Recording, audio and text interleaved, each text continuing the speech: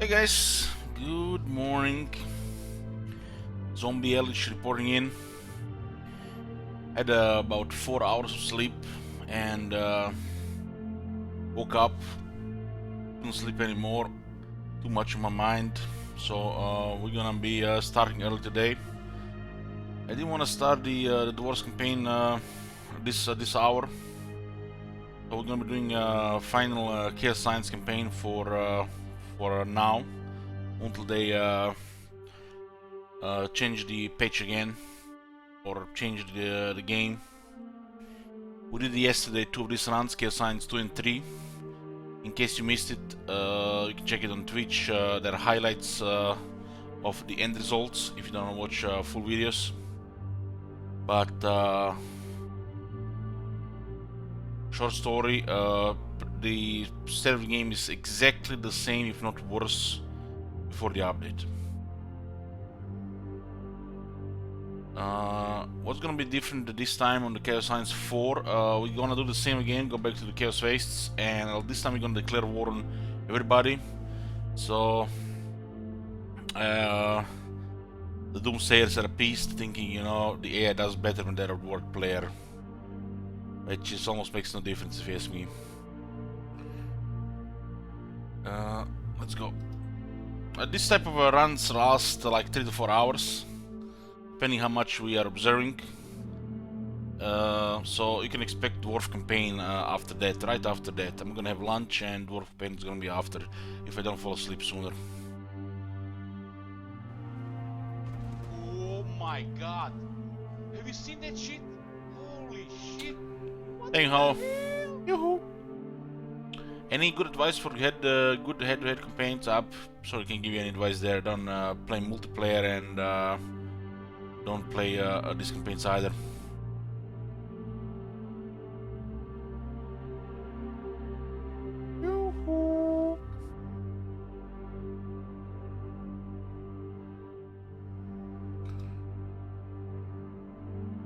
Okay, we're gonna move like same like the last time.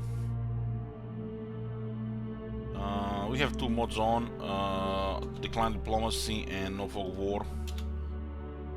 This is not a regular campaign, this is just observing. Oh my god! You just have to get Have to you our seen that spot. shit? Holy shit! What The the game don't have hell? an observer mode where you just watch what the AI does. Would be nice if they actually have, than that nonsense laboratory.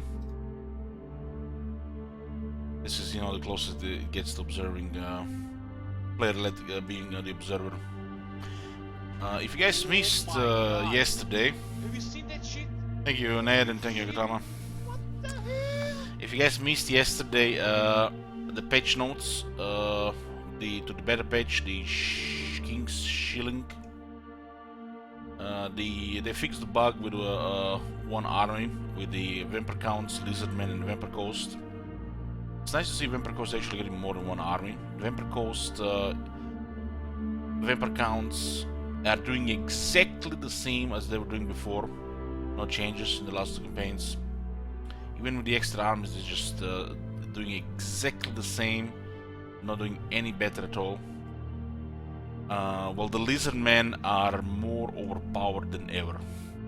Now that they can actually recruit more armies, woe to those who boarded Lizardmen in early game. So by fixing these things, they even made order even stronger.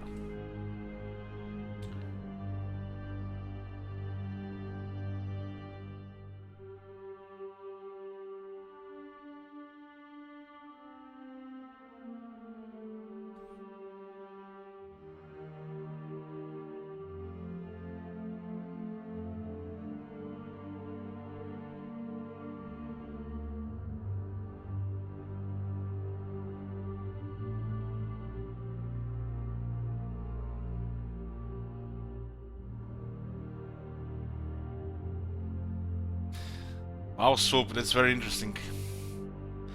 I guess that's one way to levy the men.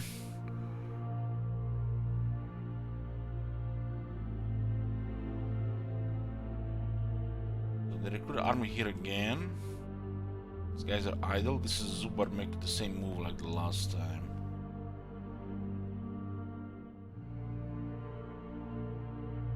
bar was raised.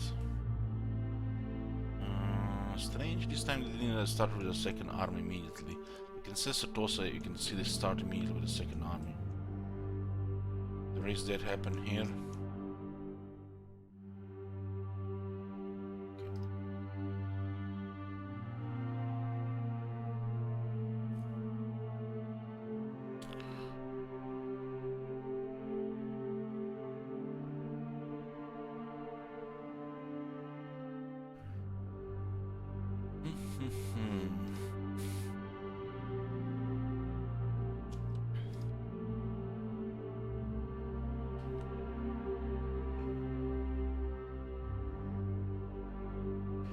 Pretty much gonna be checking in on the factions every now and then, but what we care most about is you know, how they do in certain points in the campaign before the end of early game and at the end of turn 150.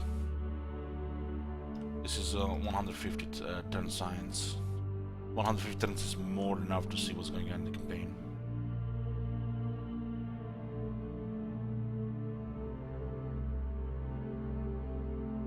What the belt skills they go? Sneakage, Sneech. I went with the one for the range runners, and one that buffs the death runners and Asian triads.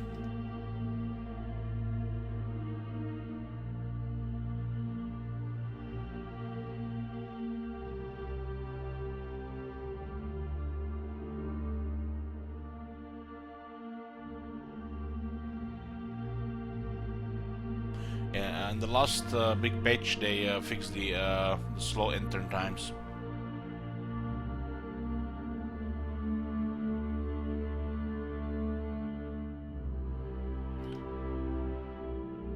Okay, we need this Gorbel to discover most of the factions. It's gonna be the Clan War and everybody, they're probably just gonna target him, but we can still see things for the most part.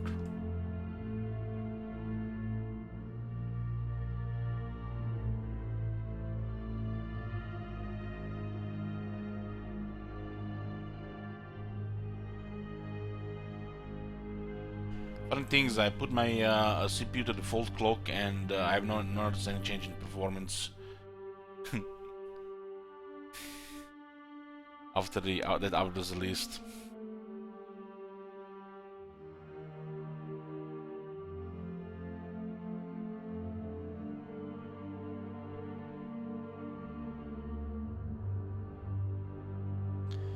Good morning. Basically, there's a highlights on the end results of videos which are 3 to 5 minutes, if you care to see. But it's they made it even worse than before. The order is just too much. The Dark Elves don't do anything. The Order factions are all top 10. I suggest you check the end results, their highlights. If you click on my stream on videos, and you will see highlights immediately.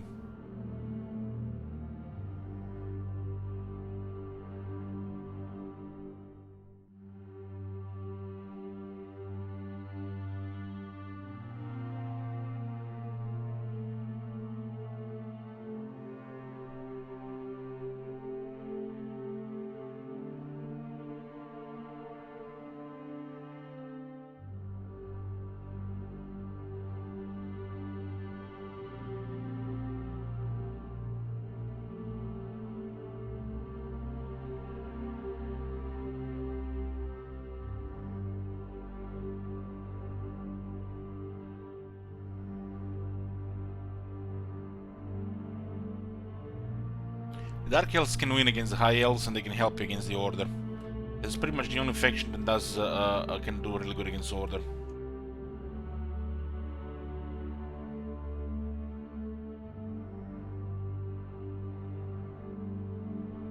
Of course.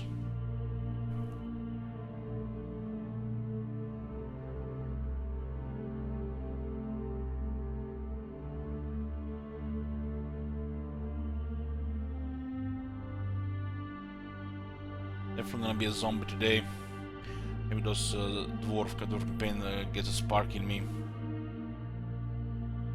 Hopefully not get a save corrupt again with the dwarves. That would be devastating.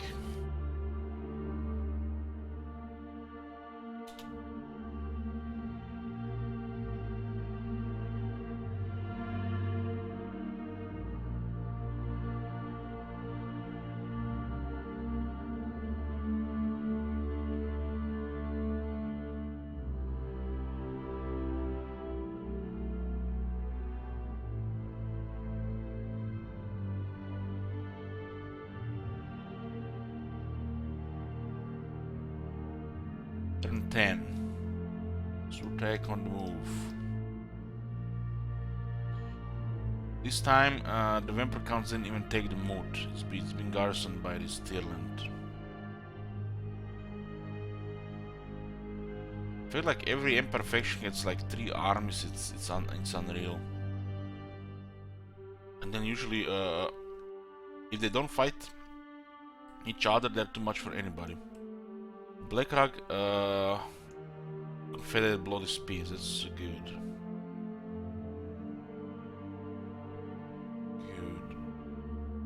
Hammer didn't lose the top notes. Last campaign, Follows Nagash got destroyed by the Beastman, which was really absurd.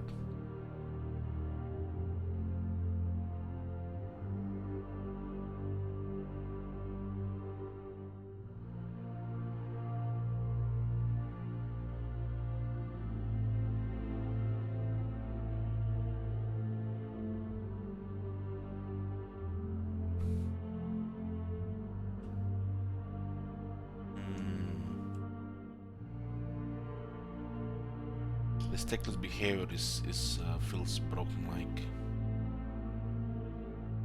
Broken like. Look at this guy's on the move. That's weird. Very weird.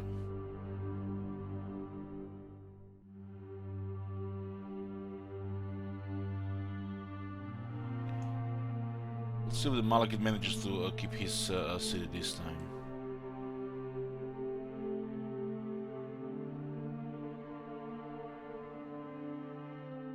Arenbook recruiting 4 armies. I mean, what the hell can the Red Duke even do here? It's like every Bretonnian cast has 3 armies. And the result is stacked against them because they will get some range units at least.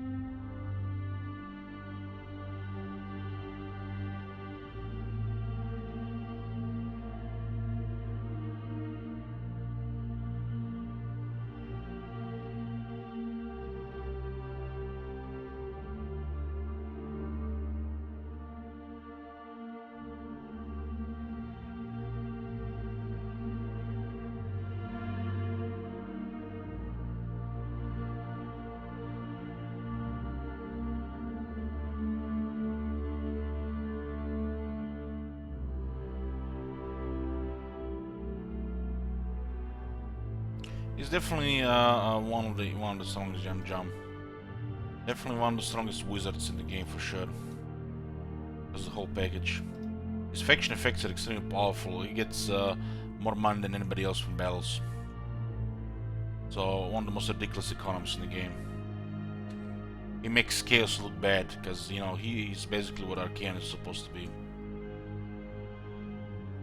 Probably the fact the Malekith exists, the Arcane will never reach that potential. Because they have to make, you know, things, you know, a little bit different between.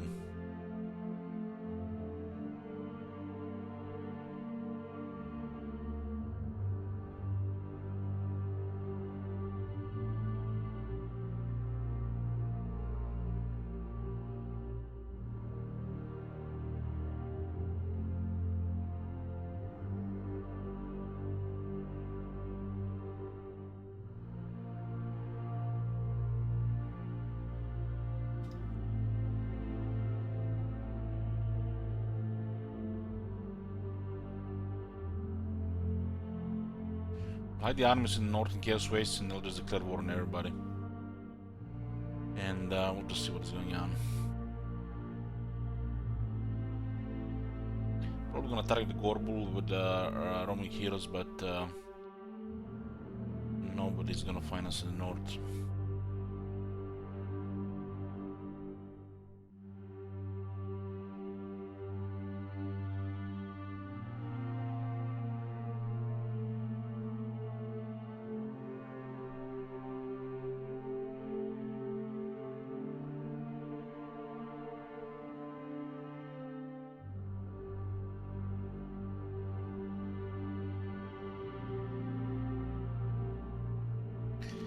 Yeah, the biting blade plus 8 armor piercing damage. Gonna do some serious damage to that.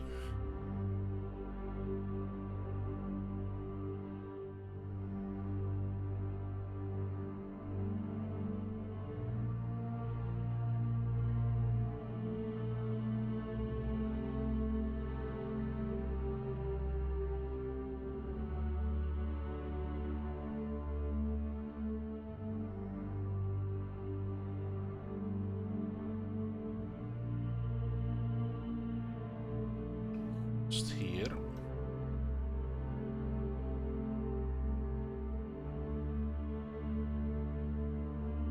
So it looks like the vampires even doing worse than before. They're trying to poke here, but they just ended up raising the city, not really occupying anything. I attack Zubar with all of this. If Castle Dragon takes Zubar, they actually get some upper hand here. It's the only way they can actually do something here if they take Zubar.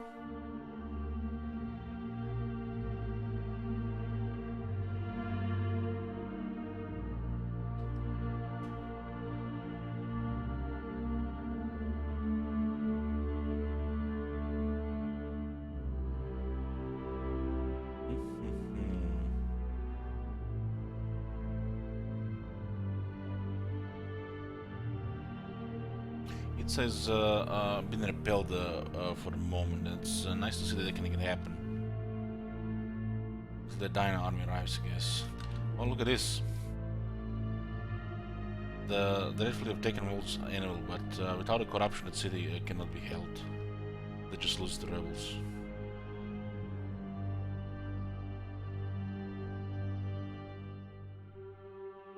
Yoo-hoo!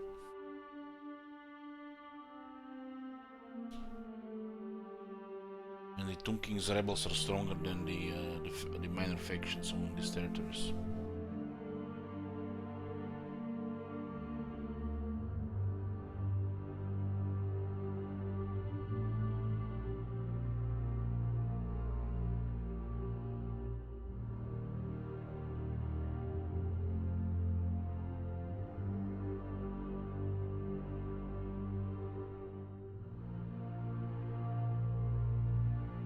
Island declared war on the Reichland.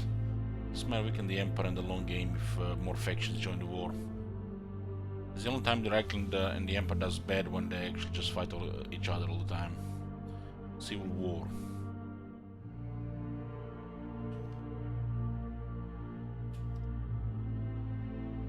Such a terrible movement with beast in the water.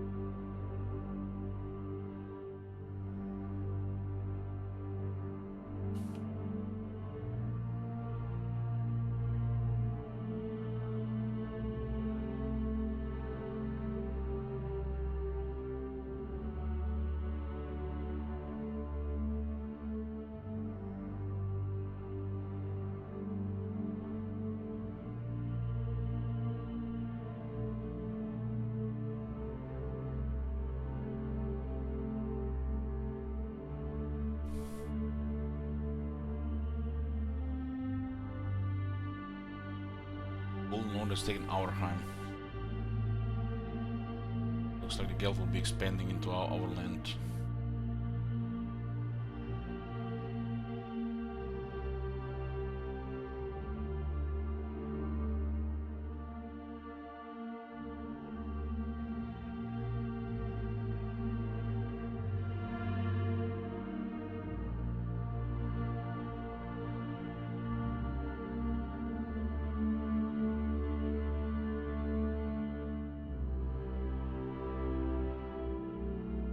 Karzakarak is on one settlement, but they have 3 armies, plus the Karzakarak garrison is like suicide to even consider attacking.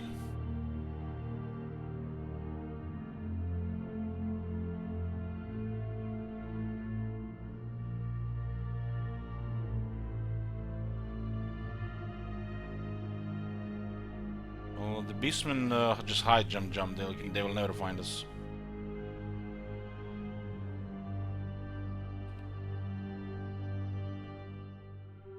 This one will declare war on everybody just to remove some bias here.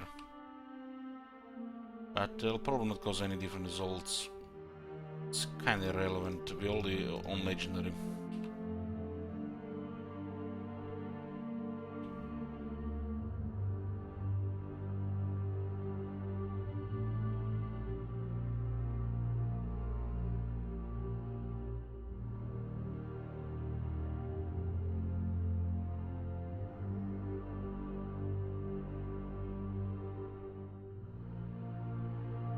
Beastmen have the highest chance to stay hidden. They are the only faction in the game that have a reliable hiding chance. So they can never find you.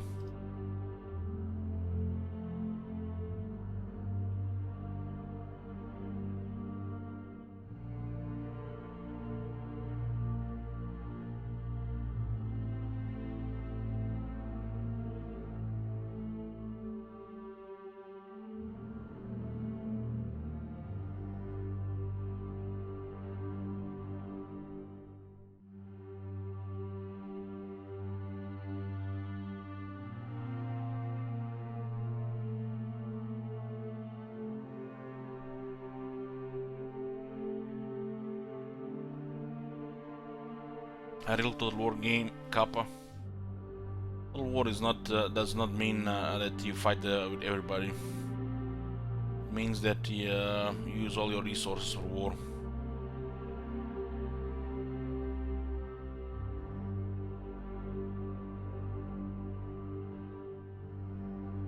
So I won't be able to scout all the war with everybody. You're just gonna have to stick to the water there.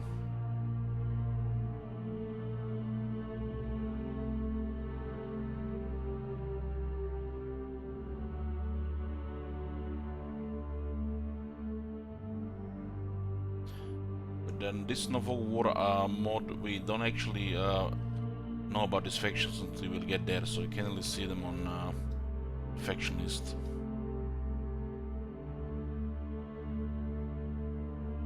I mean, turns 150. 150 is more than enough.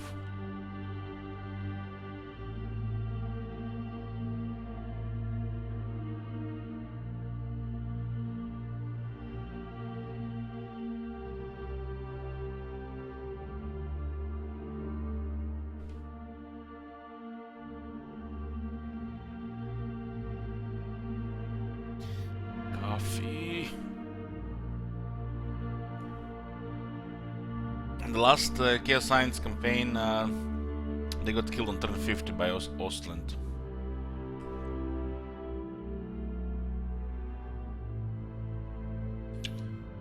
Campaign before that, like turn 70 something.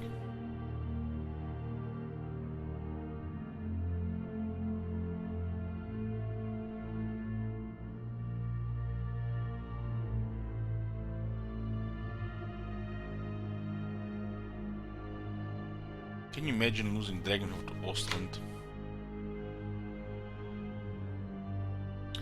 Balance of power is a unpredictable thing.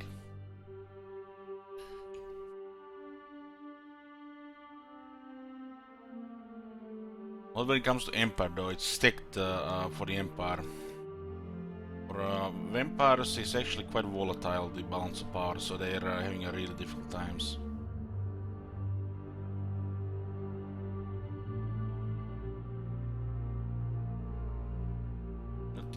usual here. This happened again, look at this. Wow. Bloody hands, bloody lulls.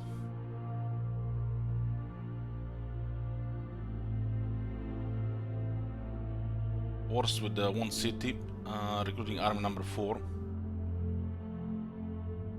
Because, you know, that's how it is. No manpower. There's just another faction, another face here. And just spam like greenskins.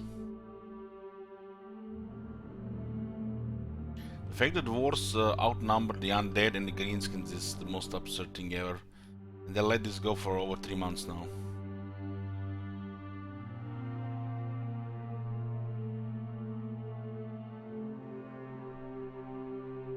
This is the broken, the most broken wars ever have been.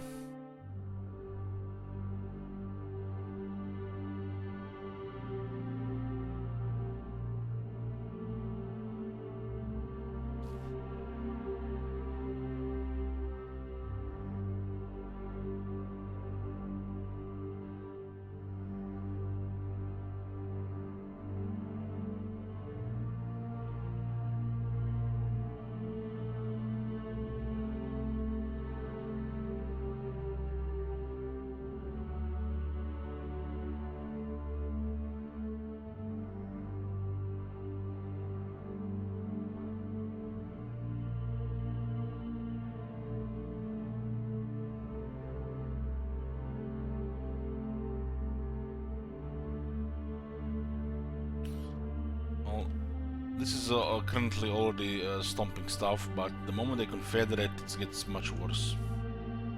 Usually, the time they confederate, the first time they have like 5 to 6 armies, not just a few cities.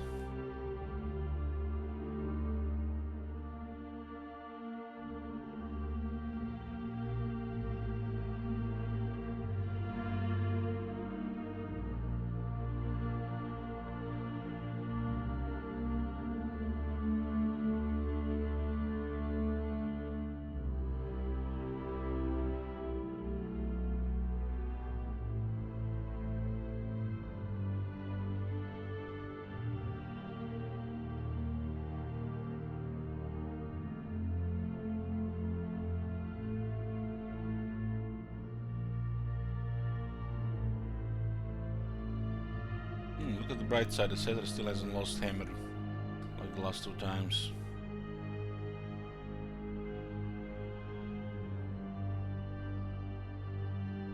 I thought it was a good idea to give Caracazul this many settlements and start a campaign.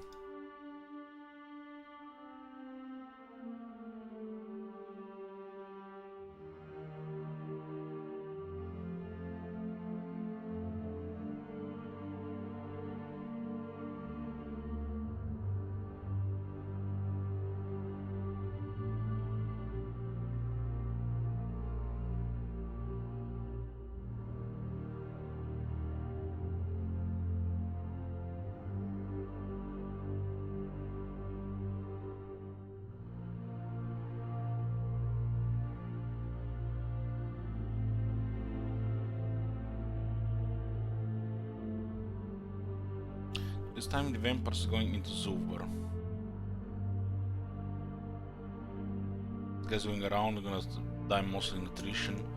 They might actually take down Zubbar.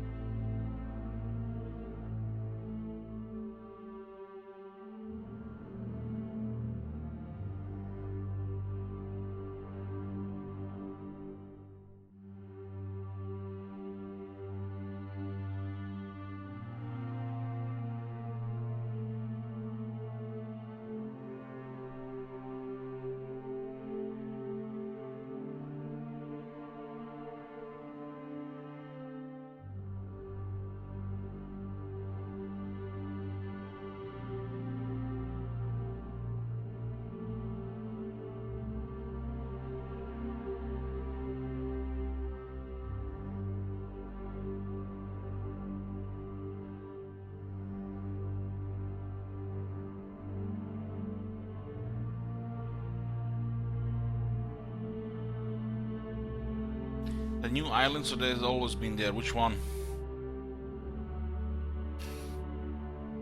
Albion, if you think Albion's been in the game for a while now.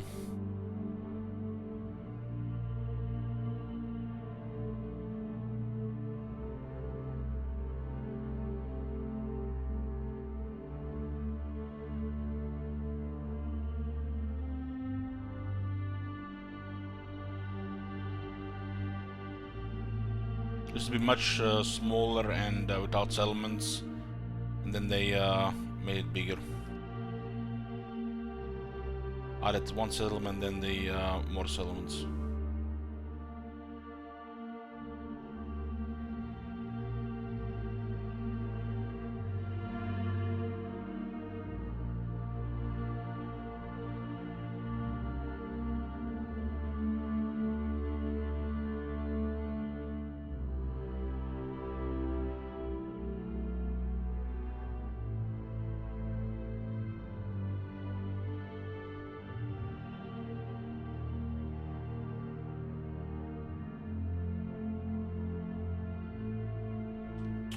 Destroyed by the Golden Order.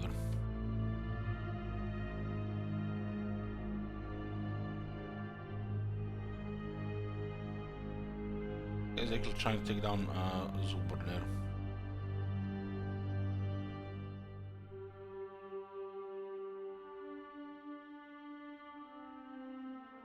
Yoo-hoo.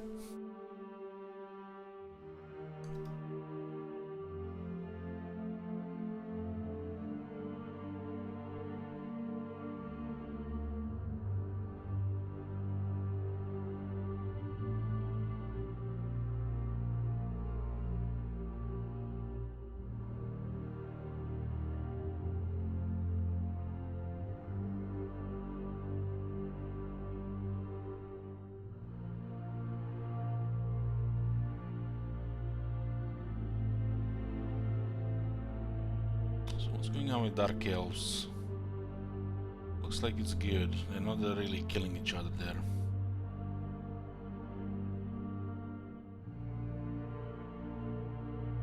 Wow, Lockheed is actually doing good this campaign. He's taking the volcanic islands. It's good to see that this can actually happen. He's not totally useless. What the fuck?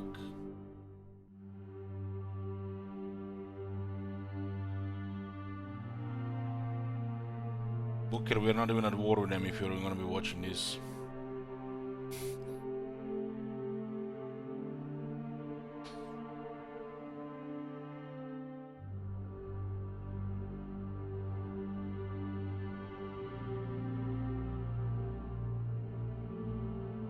That's a lot of reds in that area. Imagine the race dead.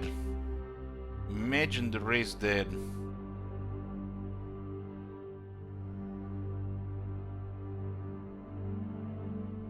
The good race that pull on that settlement when the Loki have destroyed the reds.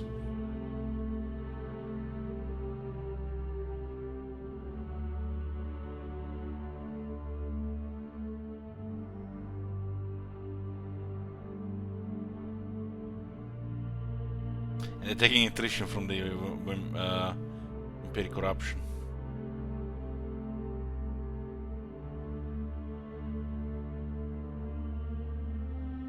I still see Loki doing good. It's quite a surprise. Quite a surprise. Hey Walker, we're just doing one more test run before the Dwarf campaign later today.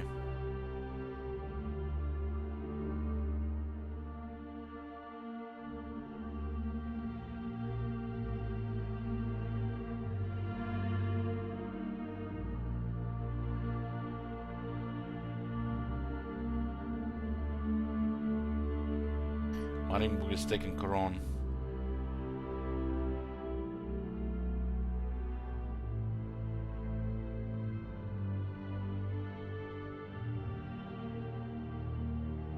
We are testing here to see what everybody does. We know what Chaos is gonna do. Chaos is gonna die. Punching bags full of money, that's what Chaos is in this game. Punching bags full of money. You're the Spanish guy.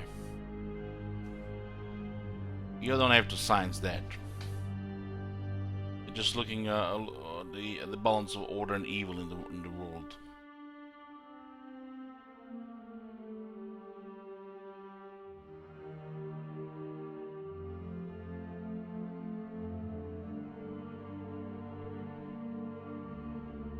Hey, Deadpool.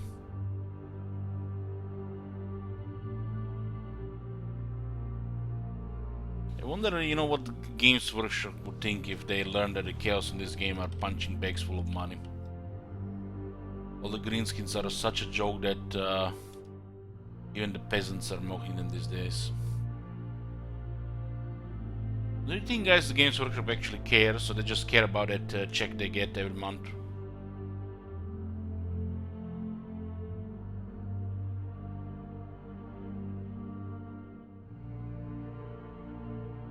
Chaos should be the most powerful force in the Warhammer universe. And the struggle to overcome this force is the point of the Warhammer universe.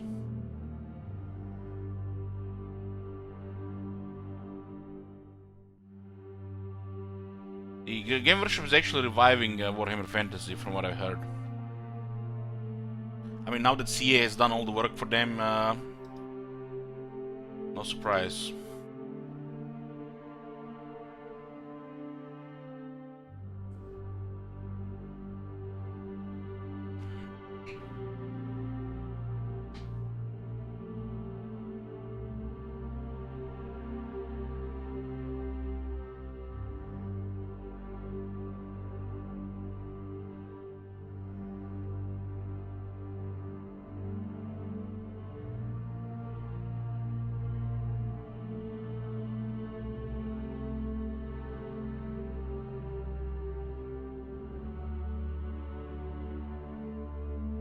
No, it's on a Gorbul, on a hero. Doesn't work on a hero, but you can get on a hero.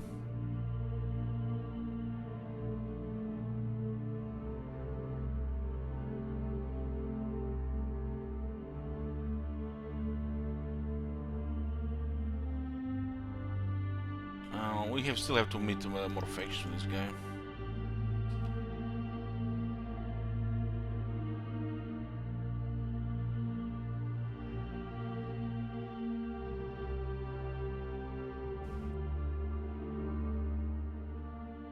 Warhammer is definitely one of the most milk franchises out there, and also one of the best.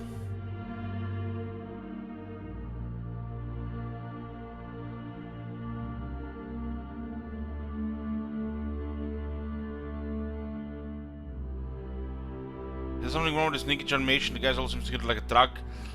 Check his strengths. He's actually made like that. His 101, he's supposed to delete everything.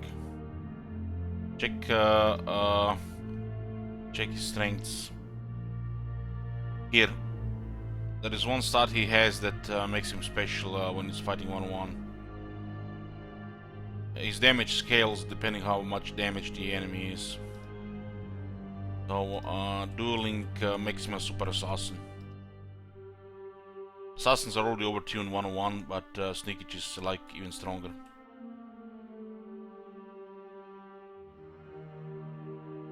It's not like it matters if there's a duelist, you know, overpowered. It's like, it's good they are. By duel, something we can just shoot it with warp lightning cannons, right?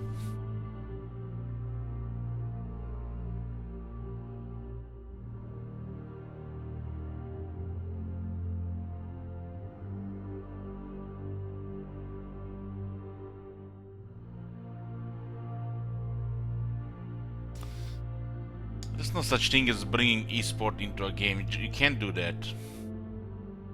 You can't create a game thinking it's gonna get into esports. This is the biggest meme, which people are, you know, sometimes taking too seriously. It doesn't happen like that.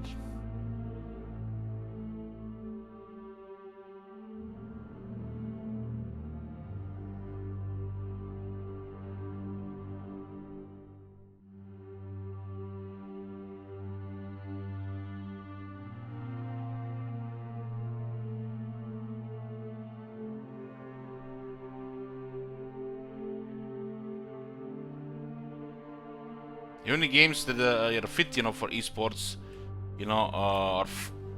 they have no guarantee it's gonna be success. Crowds are very picky regarding these things, and there is very limited room for success for these type of games. Very limited.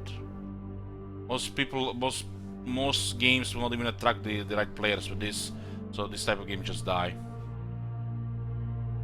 Those so-called professional players, why would they even consider a game like this, which is dead on arrival when it comes to multiplayer, compared to the existing esports games? I guess oversaturation, too many people already doing other games. They're trying to find those games that's like, might be something, but maybe just, you're gonna waste 2 years of your life getting good at that game and not getting anywhere.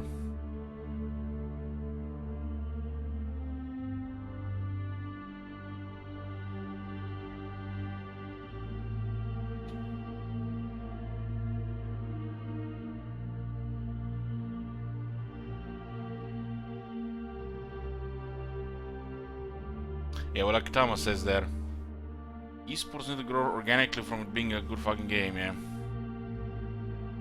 It's like Gwent is a perfect example. It's kind of in the middle. It's somewhat successful. It's somewhat popular, and the devs, work on, making it, esports. It even has esports on the page. They even finance it for this type of things. But will it be successful long term? Will it, survive? As an esports game, probably not. But as a card game, it is unique enough to survive. So even the Gwent is having a difficult time when it comes to this. The game which was actually, made pretty good for multiplayer. A game like Total War will never get there. Never. They could put millions and millions of dollars into it and never. They're probably too greedy to even consider using so much money to actually make it into something multiplayer that it's not.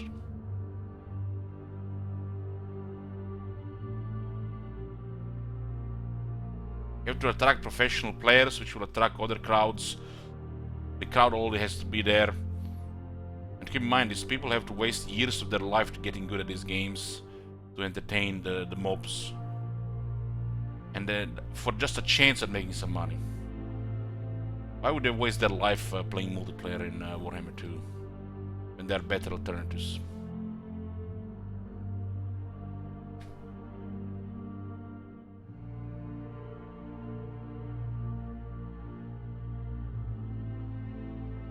Could be worse. They could, dedicate their life playing the single player campaign, being laughed at by the multiplayer guys, and slowly look the game deteriorate and just become a jaded complainer that plays a Spanish guy every day. Could be worse.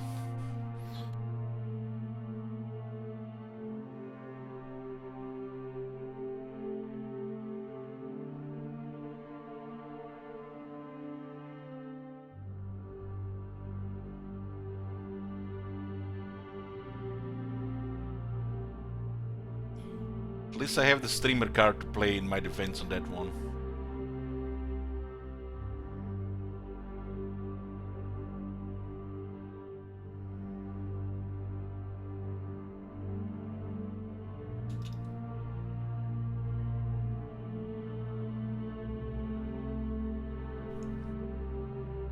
They might take Zuber here. If they do, they actually might do well. This is the first time they actually done the right thing here. Instead of pissing off the Empire, they went directly for Zuber. Because Vampire counts, they need to take down Zuber. If they don't, they're fucked. This is the first campaign in the 3 they actually done that. Because if they piss off the Empire, they just get murdered. Because they have no chance against the Empire. At least this way they live longer and they look more of a functional function in the game, not just dead meat zombies.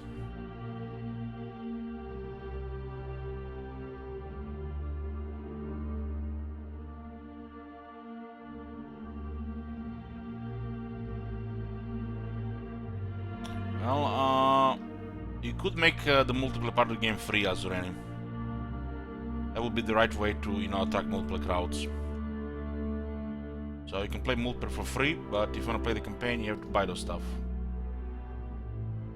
So that would be the right move, making this game a more accessible multiplayer game, which they failed to do so.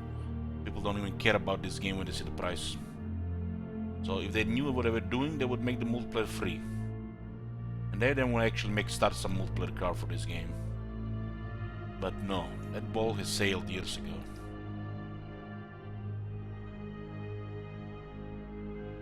They try to, you know, separate the games out.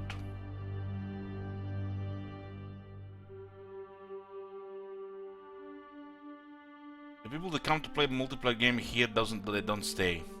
There is nothing wrong to make the game free from the multiplayer side. But it will probably cause a stroke to the investors and the corporate suits, you know.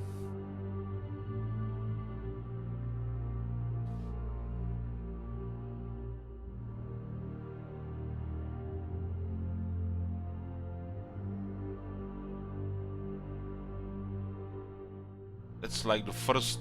This is like the basic move to do if you want to make a game, you know, actually have a multiplayer future. It was probably the only way to make Total War actually more popular multiplayer, because like 90% of the people play single player, don't care about multiplayer.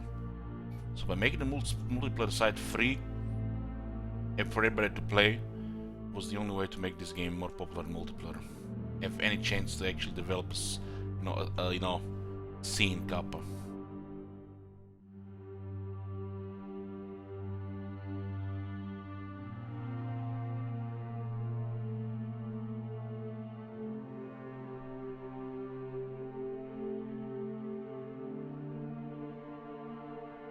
That's like probably the best type of marketing a game can get, because you know the people are gonna see a free game on Steam, they're gonna try it. You know, if the multiplayer is good, they're gonna play it. If they like the game, they might even buy it and play single player as well. Free marketing. The people that just buy this game for multiplayer, you know, they really don't exist. They're probably just toxic psychopaths that don't even last for long here, because you know they run out of victims.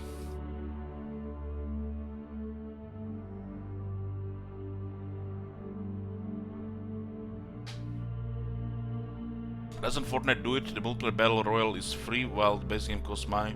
I don't know, but that makes sense. That's like the best marketing the game can have.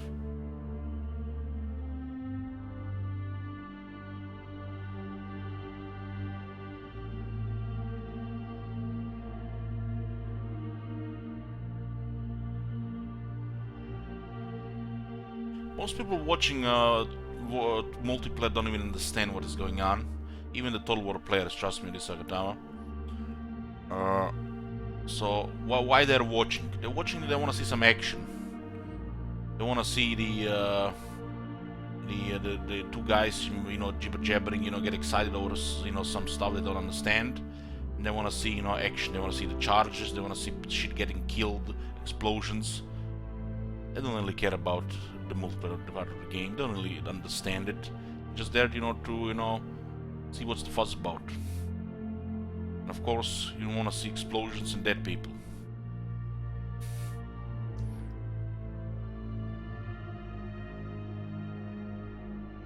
Stalia has taken down Scam, but look at that.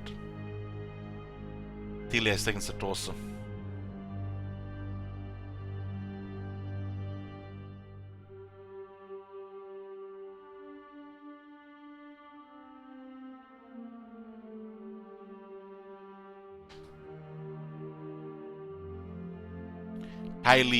Tilia, it's Tilia.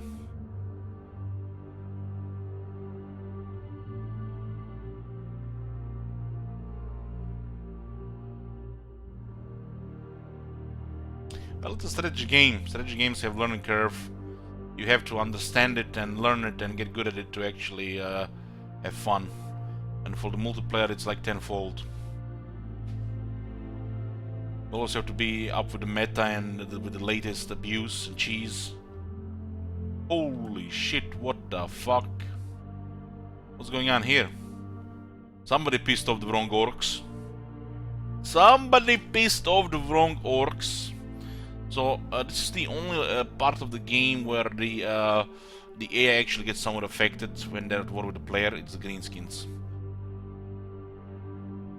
That's why the when you're playing as the dwarves, the greenskins are much stronger, because they just spam more. Even taking Karakadin down this time. They have 7 armies but 0 Vaz. Nice system, CA. Nice system. They're actually dominating and they don't have a single Va. Who designed this shit? Who designed this shit? Probably the same guy who designed the exploding TNT towers in Attila and Thrones of Britannia.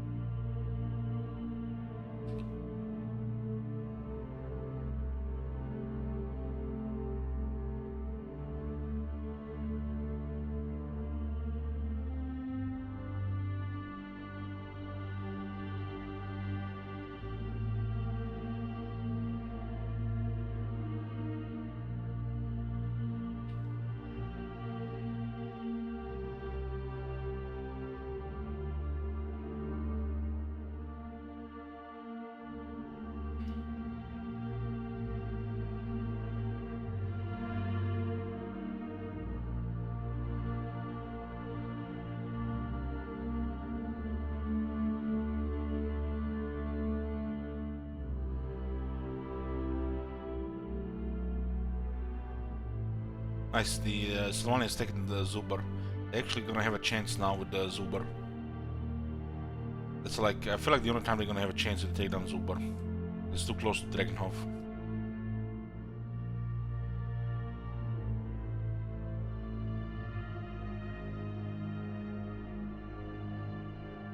Yeah, the Baron Legion is just mainly AFK. They're too close to several hostile factions, so they don't even move. They just lock eyes with them in best turns.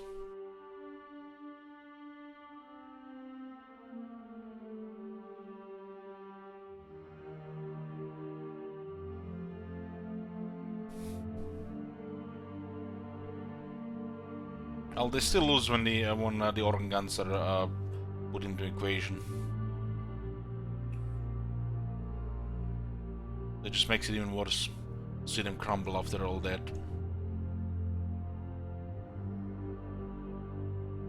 This is very interesting here.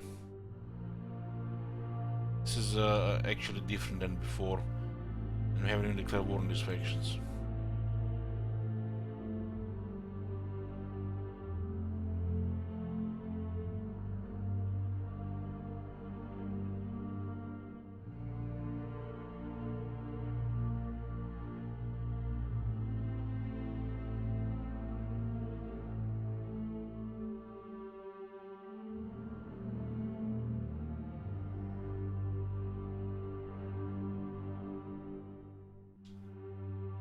What am I playing? It's just a observer campaign to see the balance of power in the world. It's test. Hey, Matt.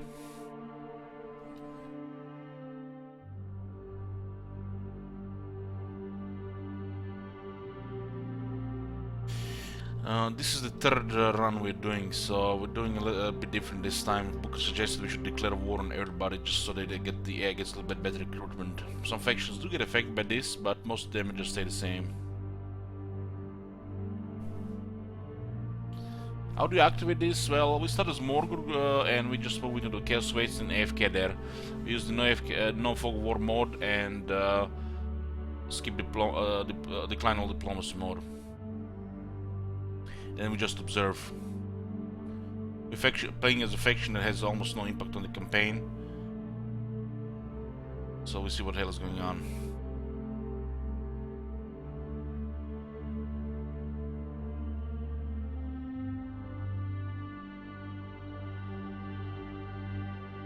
It's not part of the game observer mode. It's we just created a situation where we can do it. If you can see run number 2 and 3 as well from before, and end results. There are highlights of the end results as well. We'll be doing this every time they release a patch, so we can see what has been done to improve the balance of power in the world or upset it.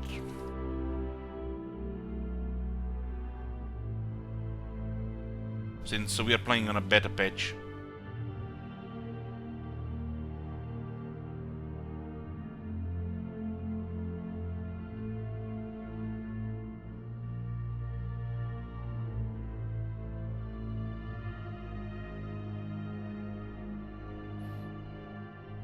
Just fixed some issues with the game.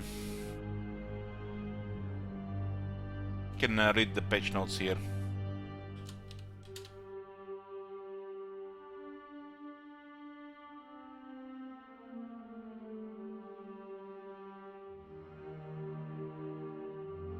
Looks like Marienburg has been doing pretty good this time. Reduk is still kicking.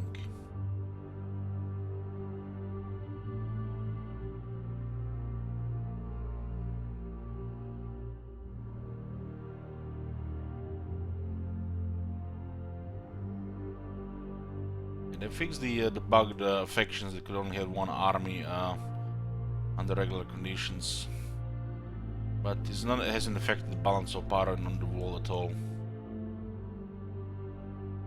Not within the first 3 campaigns.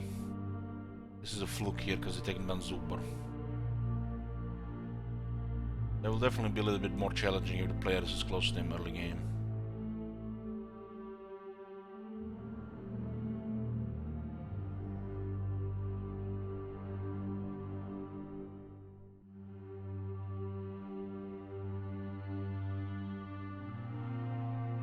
The last 2 times they went to fight the Empire and they just got stomped. This time they went against Zuber, which is the right play for the AI vampires to focus on Zuber before anything else.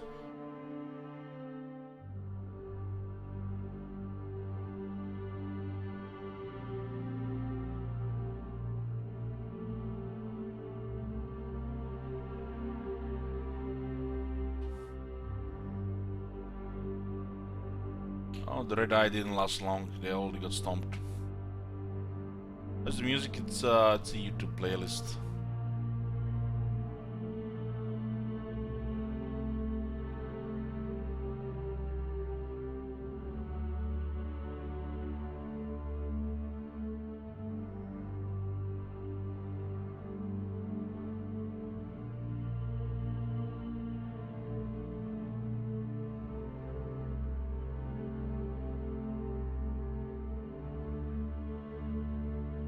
Yeah. I didn't want to comment that one Wunschler because, you know,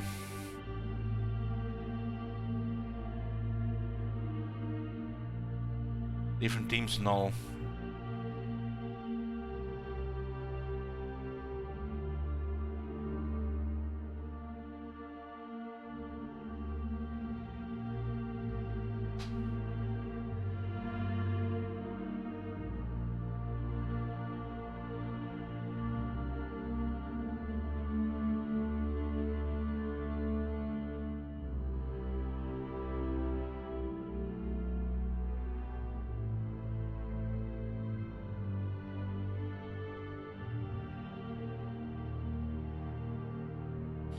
I wonder how long before the most of the people from CA that work at the Three Kingdoms have already moved to a newer game.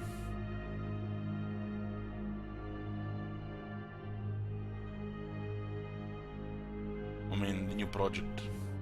Well, they all probably started working already on a new project.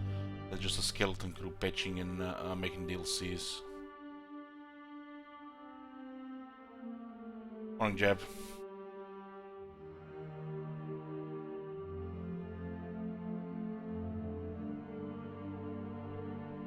Now, Troy has been done by a separate team. It was breaking Rome 2 last year. I mean, 2 years ago.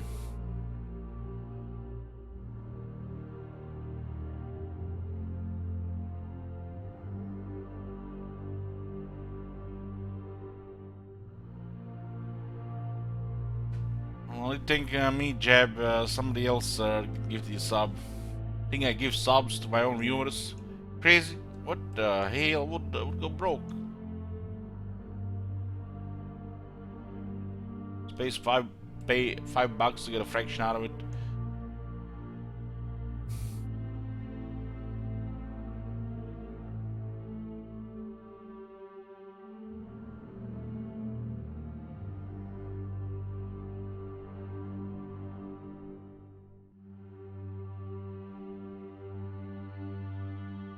This is nice. Happy with the situation last this campaign. That's how it should be. Last year seems okay.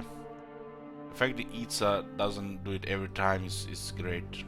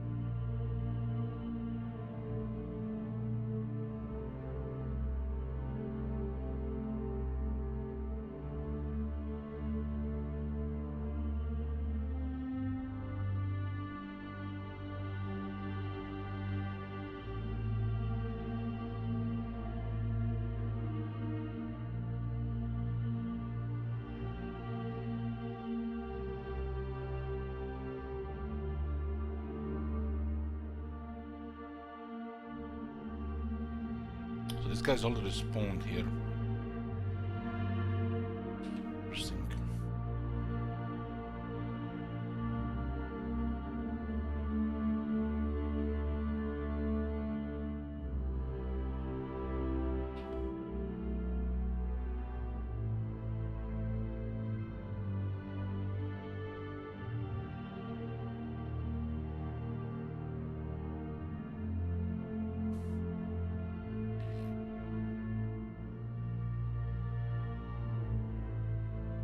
This time we're declaring war on everybody, just to get them a little bit boost to recruitment.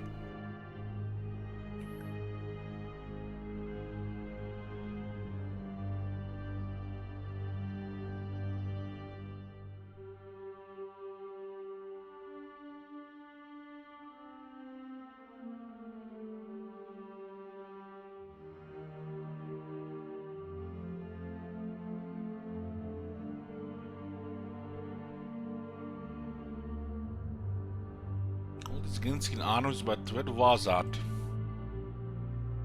Yo, where the was at? Those things that just die in one click.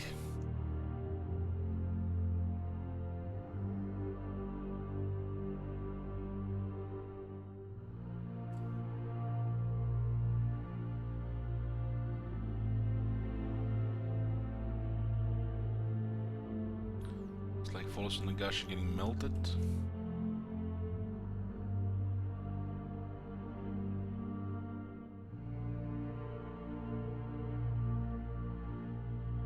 Yes, Pinocchio.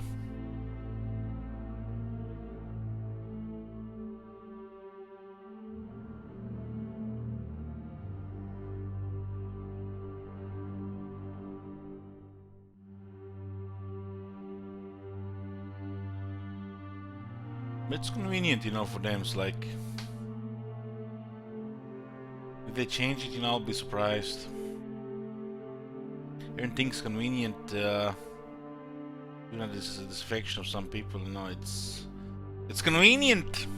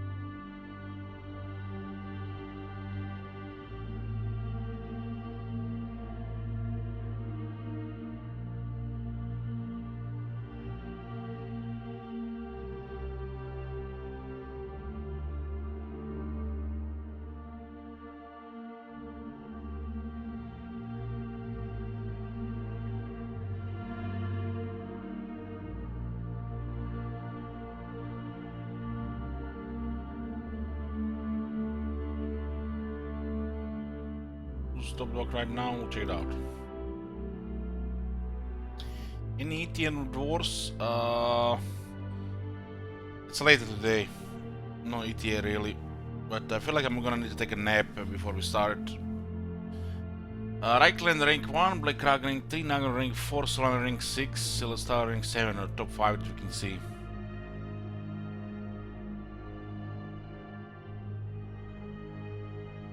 But still, it's early game.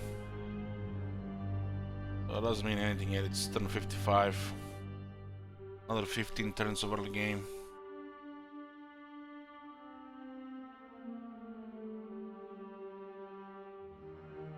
Well, we don't see the factions, that's why we're sending a hero to explore them. We have to meet the faction to actually see them on the diplomacy.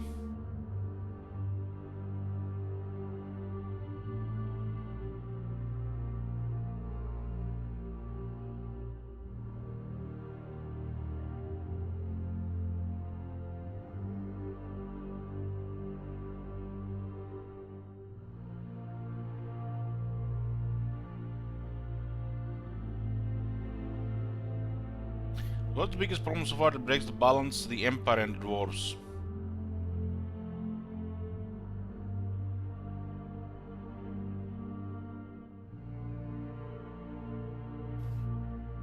The free unit experience each turn makes these factions ridiculous. And they have their opposition is trivial and irrelevant.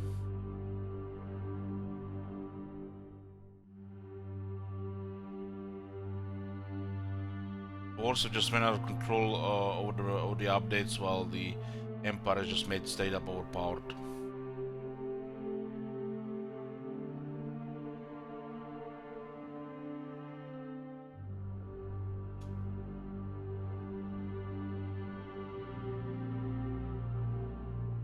At least they're getting a good amount of armies now that they've expanded to another capital.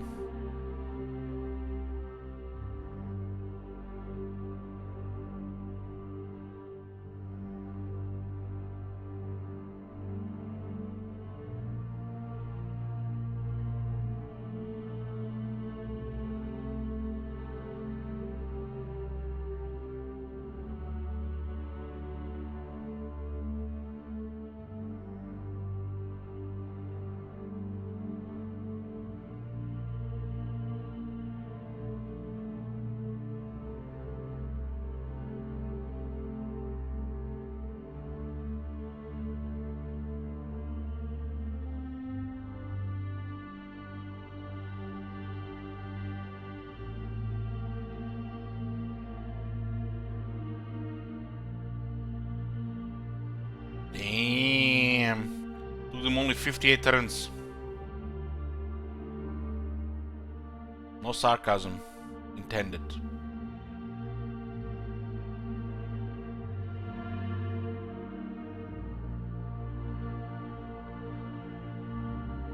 I'm here.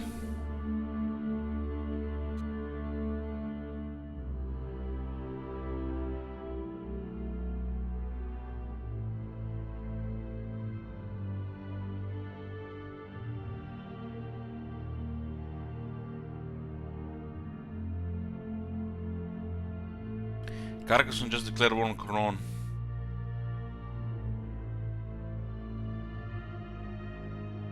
This is the last one for now, Amir.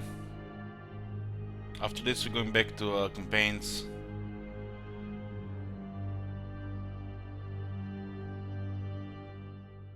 Well, not really going back to the campaigns, but we're gonna start playing campaigns.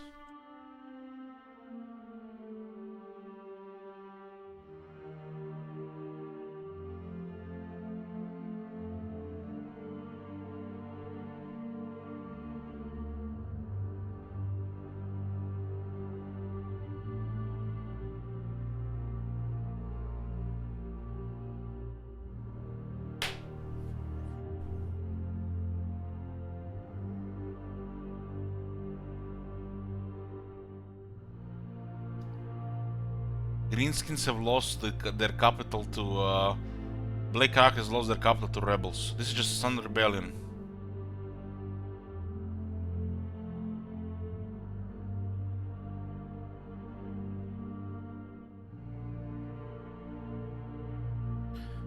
until this run ends, turn 150. I might take a nap and lunch break before we start the wars today. F here.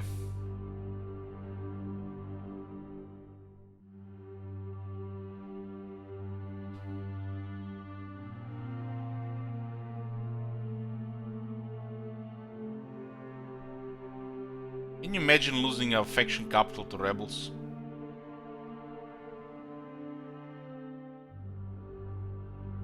It's probably have one of them Reddit boys that complain about the chaos fields.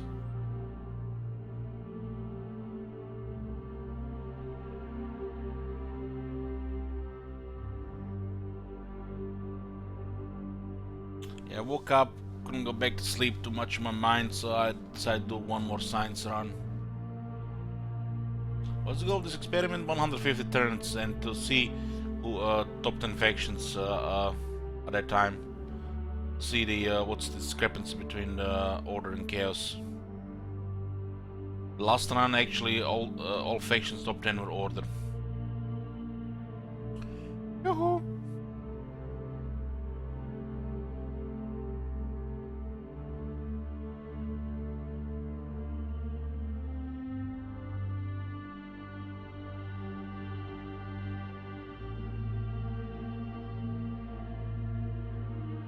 This is a better pitch, of course.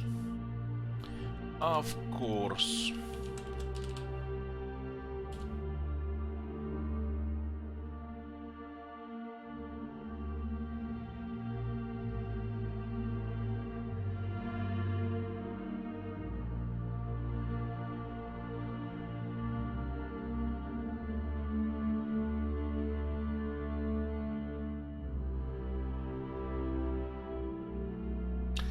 Is there more food here that can make me a coffee? A little bit milk, a little bit sugar. Still pretty good.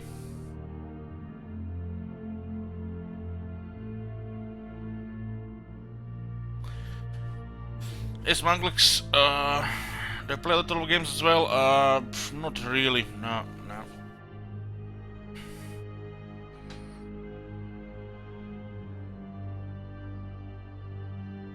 I used to.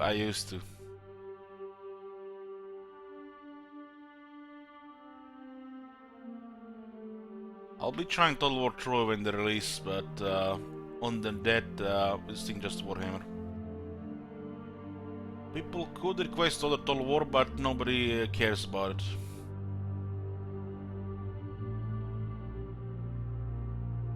Unless it's a mocking session for it, apparently.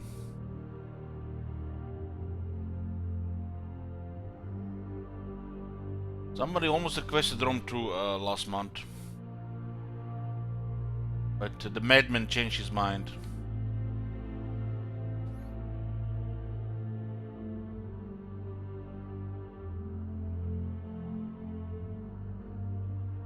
Well, probably because the man of the month doesn't have much value in other Total War games, because it's just gonna be one regular stream or more if I like it. In Warhammer you get a campaign from pretty much start to finish. The other Total War games are just treated like other games. One of the month just has value in Warhammer 2.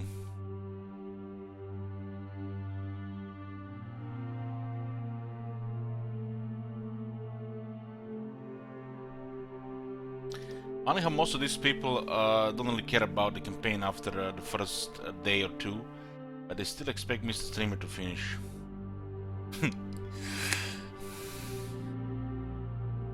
Outer Worlds is pretty good in Man Month, yeah, definitely. I mentioned Three Kingdom maybe this year. No, I'll not be playing Three Kingdom. I haven't really played Three Kingdom at all. I mean, really played it. We just were just messing with it. I guess what we call the mock session. So we haven't really played Three Kingdom at all.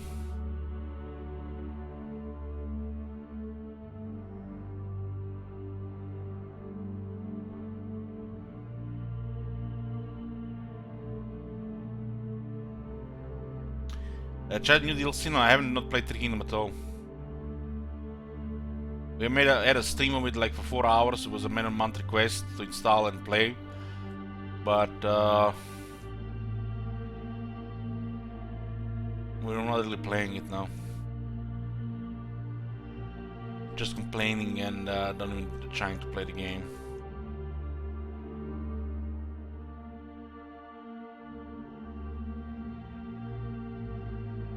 The people who requested Three Kingdoms, I don't even they expected anything else. That's the reason why they requested it in the first place.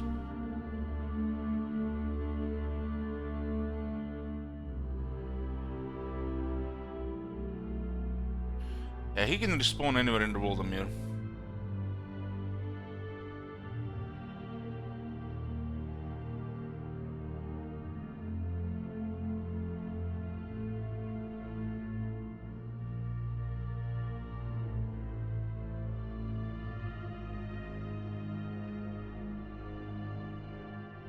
Main reason why I didn't really get into 3K other than just, you know, protest is almost no interest because of how the battles are there. The game looks like literally zero replay value, so I didn't want to invest my time learning the game. And that's pretty much it about 3 Kingdoms to me.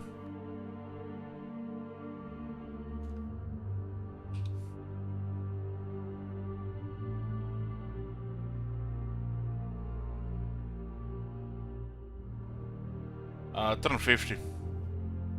This time they actually went for Zubar instead of Empire, so they are doing okay. It was turn 50 and turn 70 something on the first one.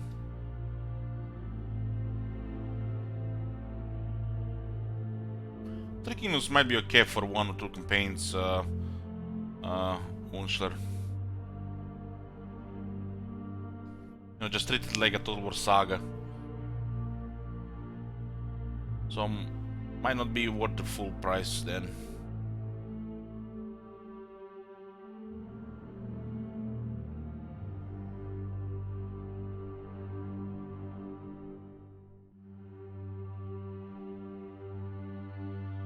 Yeah, you're not the only one, Munchler, you know, that it's very alien. It's like they're on a different planet.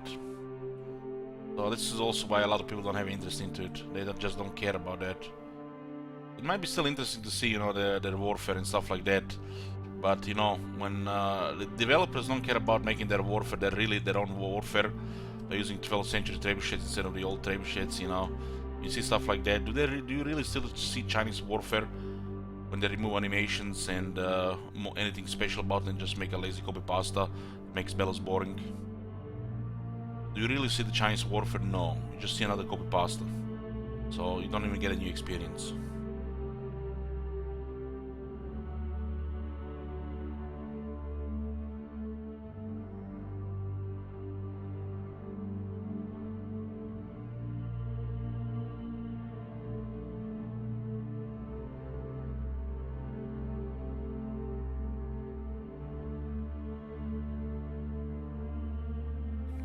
We were showing the issues with bells, what we've seen from the trailers and from the videos from other people, and still people are not convinced that the animations don't exist in that game really. It's basically just numbers fighting. The cavalry is like the primary example. And the fact the state of the range is as it is just because the melee is non-existent. It's hard to explain what's wrong with people because, you know, I don't want to burst that, you know, bubble or the illusions. So best not go into it again.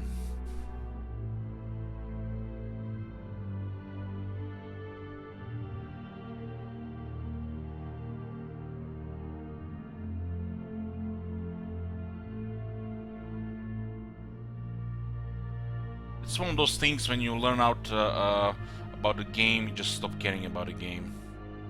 You learn the secret, what's wrong with it. Same way when we learned the secret, what's wrong with Endless Space 2, I stopped playing it. And I was really enjoying it until that point.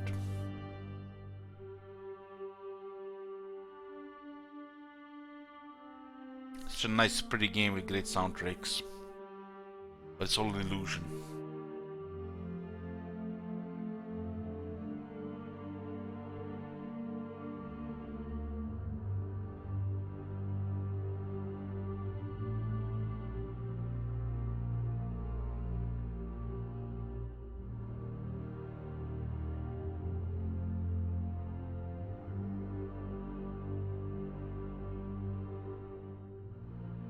See next turn, the state of the world. I care about replay value in my games above anything else. Replay value. That's why Total War is the Warhammer 2 is one of my favorite games. It's a little bit not in a good shape lately, but Total War in general, you know, is supposed to have great replay value. I do play some other games from time to time that don't have good replay value, like that game we've been requested recently, which I would never play otherwise, the Wolf Among Us, or Call of Cthulhu I played on my own volition.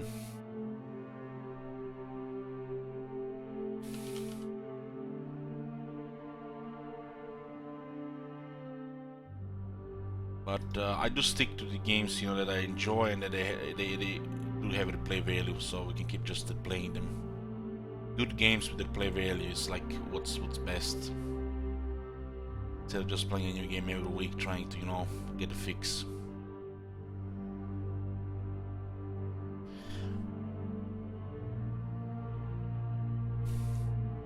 Wait, what is wrong with the end of Space 2? I'm better not talk about it. Don't want to spoil it for you. Just keep enjoying the game if you do.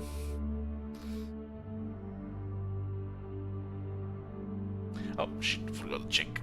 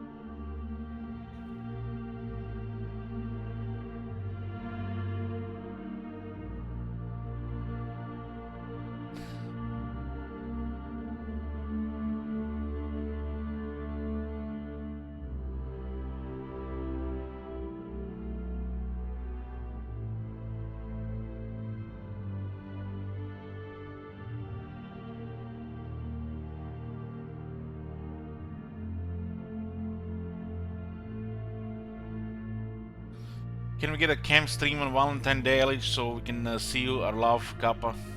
There's nothing to see, just grumpy, bald, bearded, fat Russian who just complains all the time. 1, 2, 3, 4, 6, we don't see the fifth faction. Reichland number 1, Lothar number 2, Tylia rank 3, Marienburg rank 4, and Black Crag rank 6.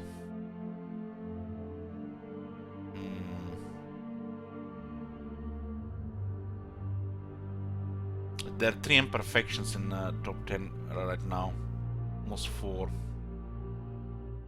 We haven't met the dwarves, so they're probably rank 5.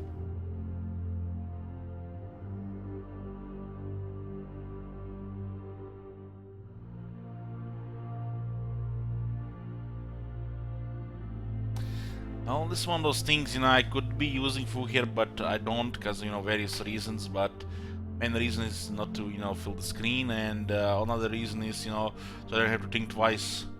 Is the camera turned on or off, so I can, you know, change my pajamas?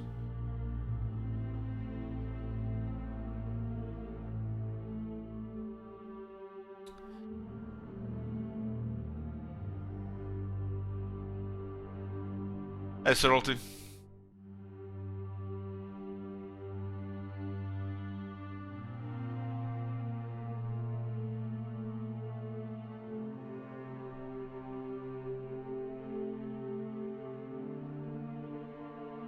Elich, what the hell? It's the same pajama you wore yesterday.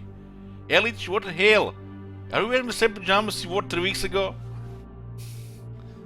I'm a person of habit. If I like something, I'm gonna buy 5 of them. So I'm gonna wear the same pajamas every day, or every 2 days. Buying green, blue, you know, various color pajamas, just buy 5 of them and you can find for the next 5 years.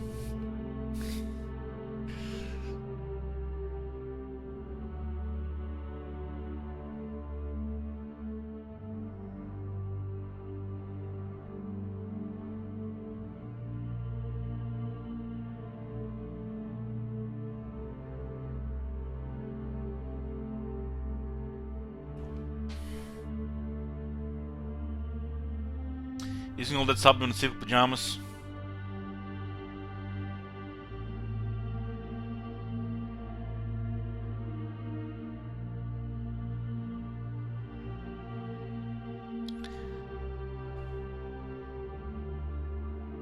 Well, I do wear pajamas most of the time because, you know, I don't really leave the house much. And I stream, spend all my free time on PC Pro most of the time. So, pajamas are comfortable. Why wear anything else? Only time I regret wearing pajamas is when I order food and instead of getting a delivery guy, I get a delivery girl. Then I get a little embarrassed, just tiny bit, opening the door to a girl in pajamas. Just tiny bit embarrassed, especially it's after midnight.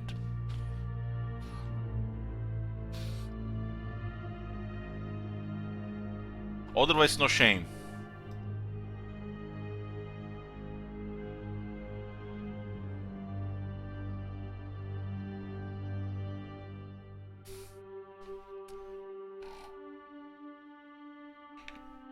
But the girl deliveries, the delivery girls, when you deliver, they deliver food, not themselves, so people don't get confused. You know, they're so rare.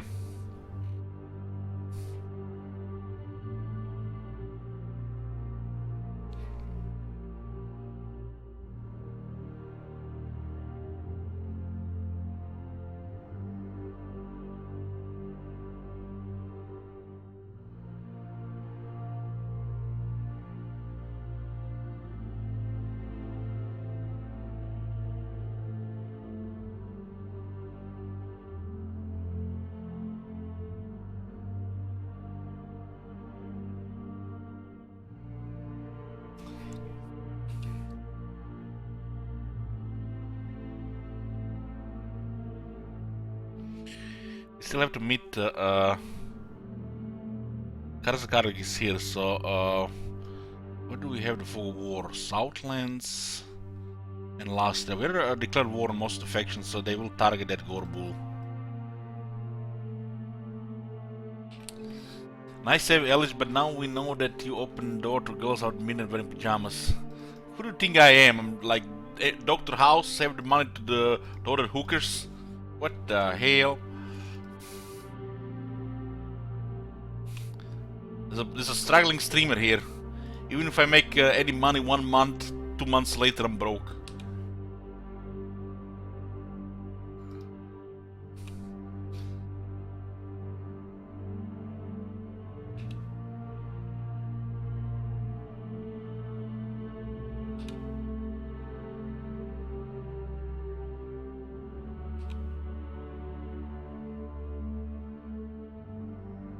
That's the worst thing, you know.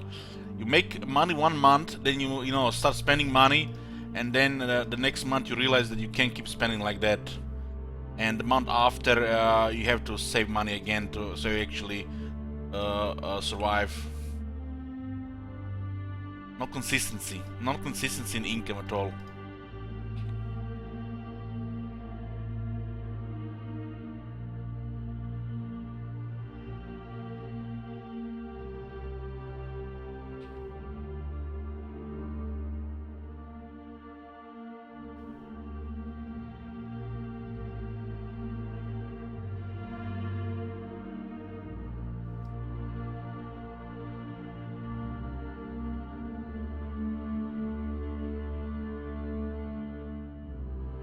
This Chaos Science, we actually clearing war on everybody so they get extra recruitment. It doesn't matter for all the factions, but for some it doesn't matter a little.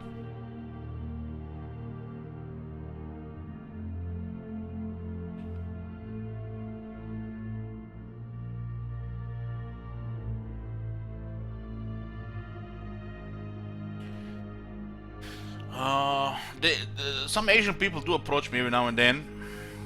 You know, ask me to play some games. Some of them are really persistent. They whisper me on Twitter, they whisper me on Discord. They even try to add me on Steam, but I just quickly ignore. I mean, the offers are quite fair money-wise for the amount of hours, but still, I'm not that desperate. If I'm desperate, I'm gonna make some donation goals to play some Necopod. I mean, some questionable games.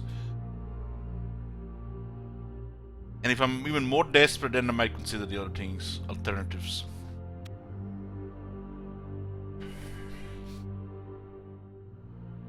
All the people that come to me to offer some kind of sponsor deals, I just decline.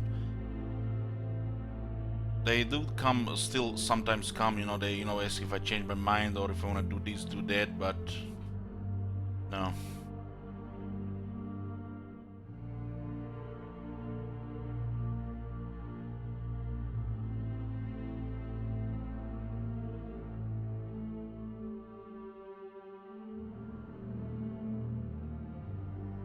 We do this and then go to Southlands, we still have enough time.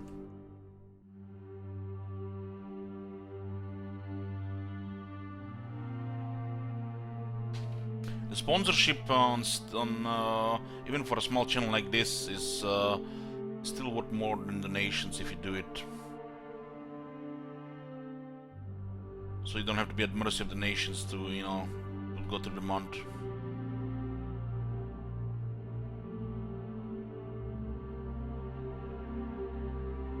Doki Doki, I regret Doki Doki. $1,000 was not enough to play that game. Should ask for 2.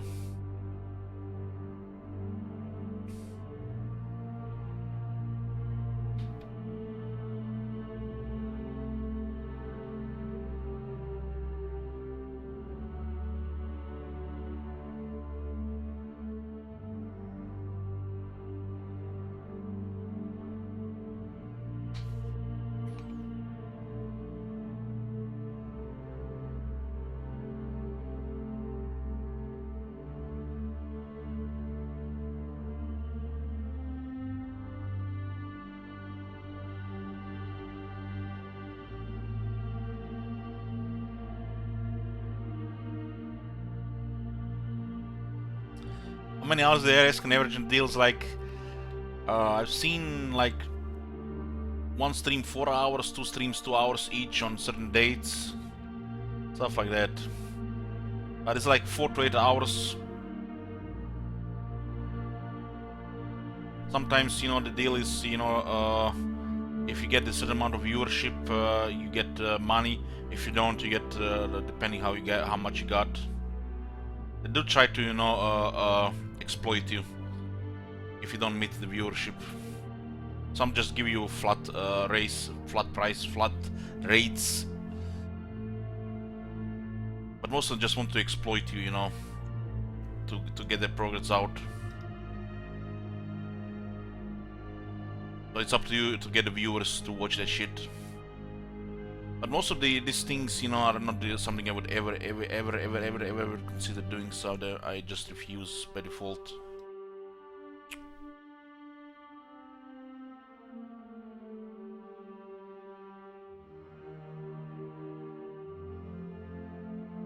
Nier was not a Man of the Month quest. I actually was curious to see how weird the game is.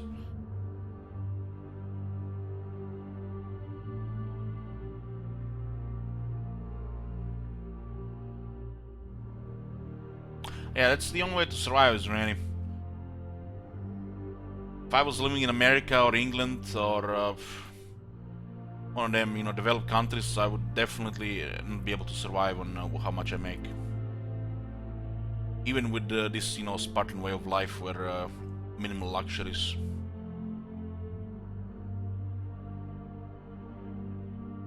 So they gotta do what they gotta do, you know, to stay alive. They gotta do what they gotta do.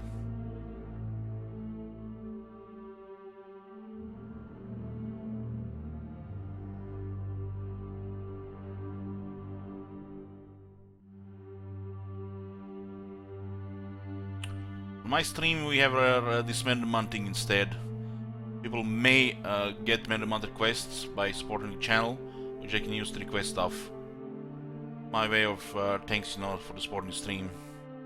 But lately a lot of people are just feeling like, I feel like they are not gonna request unless they, you know, gonna please me, so it's getting a little bit out of hand with that. People should just request the game without, you know, if you come up with an agreement, you know, just yes, request the game. Don't ask me about 50 different games if I would like to play it. They say a game, I check the game. Sure, yes, let's go.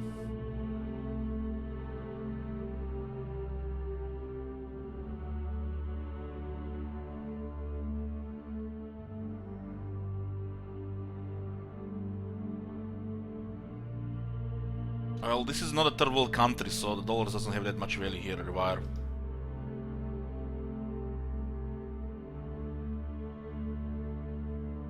And there are fees and taxes as well.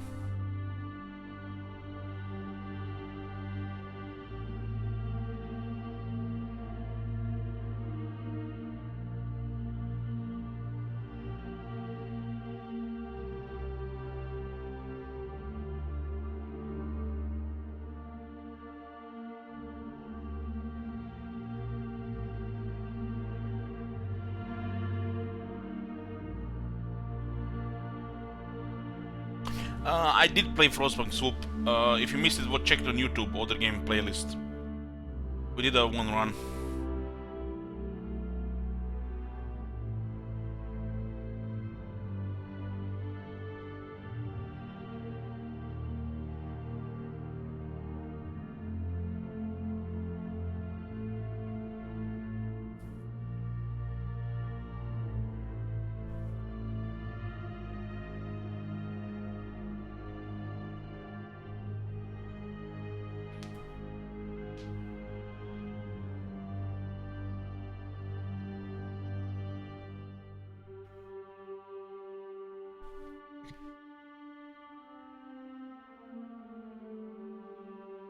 You know, I'm not like what some people think, you know, living with parents in a basement or something like that. I actually own this apartment. I have paid the bills, I buy the food, help my brother and his family survive, take care of my family.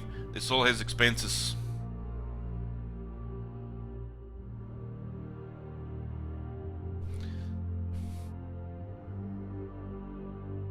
Was nice relying on parents, but since my father died, you know, you gotta do what you gotta do.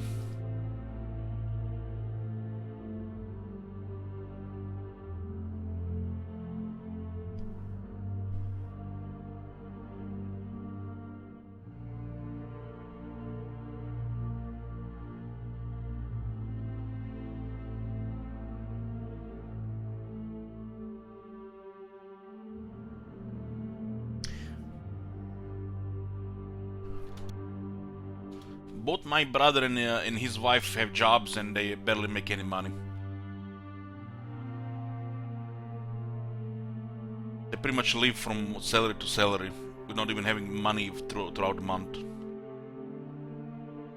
My mother has a pension which lasts maybe 7 days, and I pay all the bills in this house, every single one.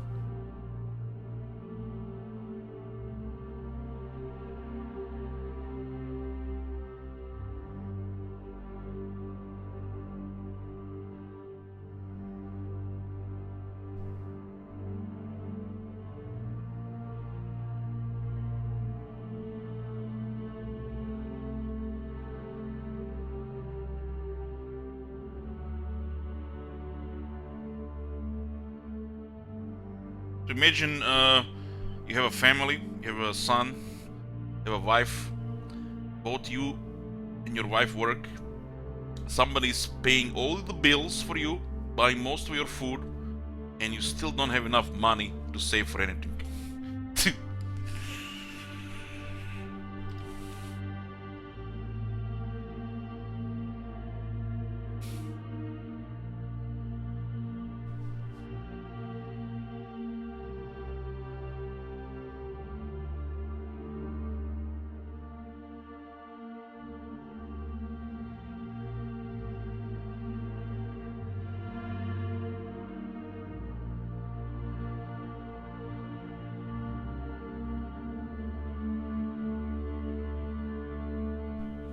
Every time I save some money, it's like 2 months later, it's gone. Like December was really good for me, really good. But the expenses in December are also high. and then you know, a month break. January is usually a break, so you know, we don't get fatigued. And then a month later, it's like the good December never happened.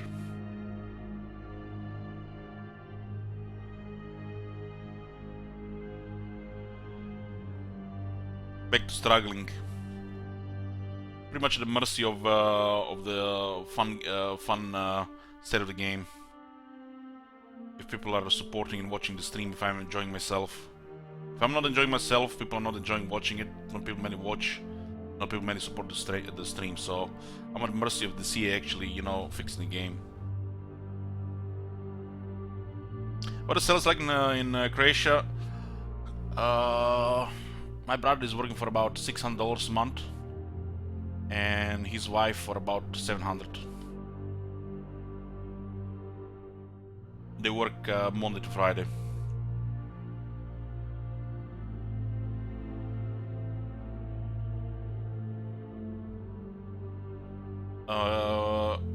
He's doing like a trivial job, my brother, but his wife is more educated, so they're doing a little bit better job, some bureaucracy stuff.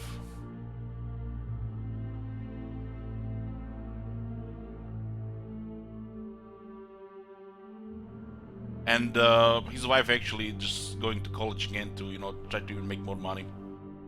Spending money to educate herself further will try to make extra $50 a month, which you're gonna get money back in 5+ years.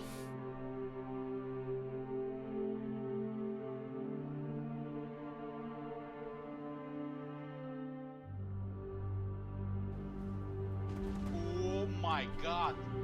Have you seen that shit? Yeah. Since we're doing tests, we're using no fog of war. Thank you, Mr. Badger. Well, don't trust what the wiki says. The wiki will probably give you like number that the average seller is like over $800. That's totally false. Most people are paid about probably around $500 a month. People with good jobs are paid like $700 to $900 a month. And if those people have a car, they pretty much believe the same as the people that are paid less.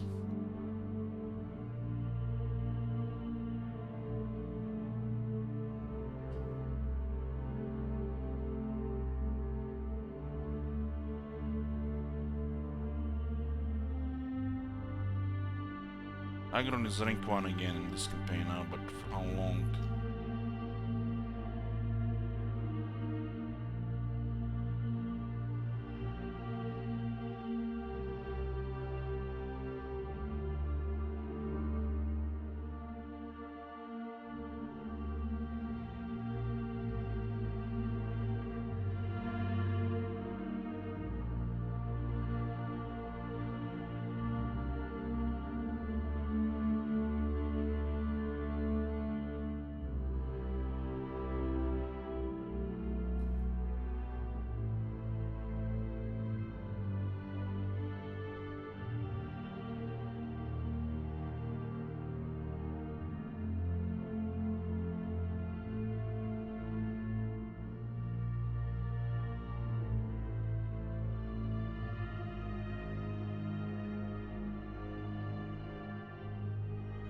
This is a great country to live in if you make above average money.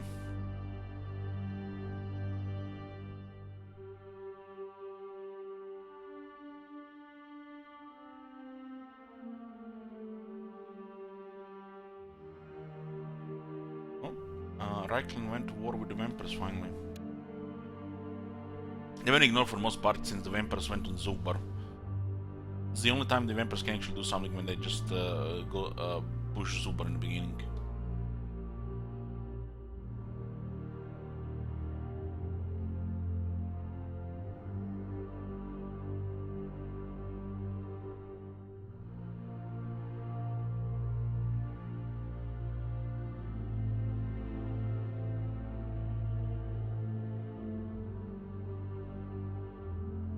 They haven't even finished off Zubar, they couldn't even do it. This is the Karakadin was taken down. And didn't manage to take Karazakarak even with all that force there.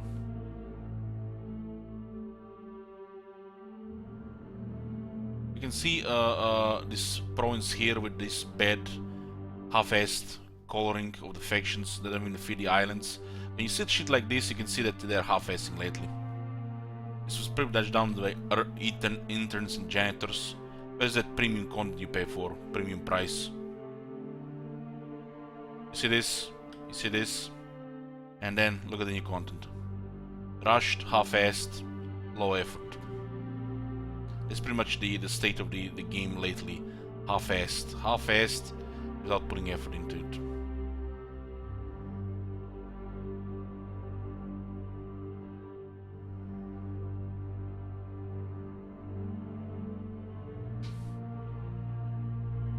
One thing is adding new stuff, but when this new stuff is no longer even premium, what you know actually pay for, and then they don't balance things at all.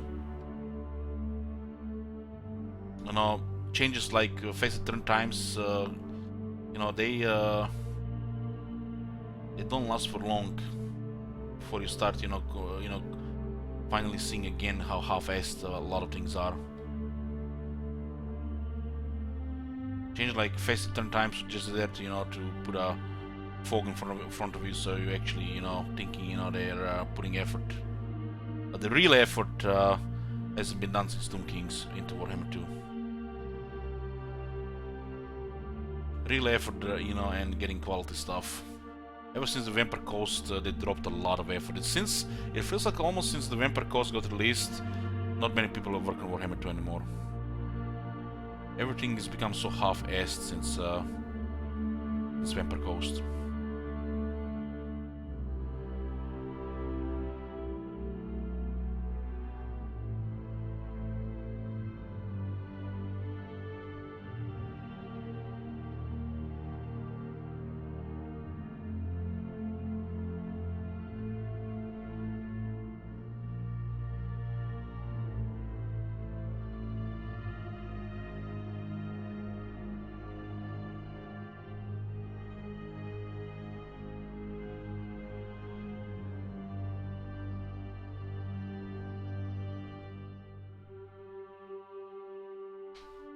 It's definitely starting to show this slow effort half-assing.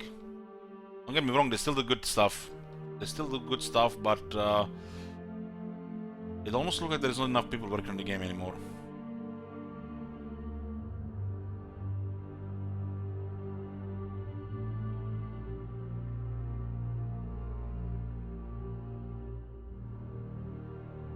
It's starting to definitely show, especially because almost no testing when it comes to balancing. You know, I refuse to believe they leave it like this on purpose. Refuse to believe.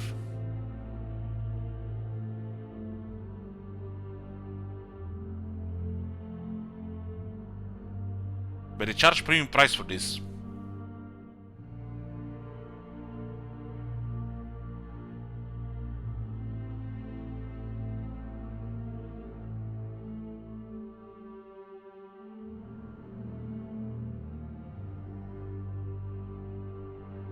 Look at this. 95% recent reviews. Probably 99% of those play Empire, Dwarves, and High Elves. And anybody playing Evil Faction just probably just plays Skaven. Maybe Dark Elves. This is totally justified high rating of the game, but the balance is just messed up right now. This is a great game. But the balance lately has been upset. Ever since they reworked the Empire.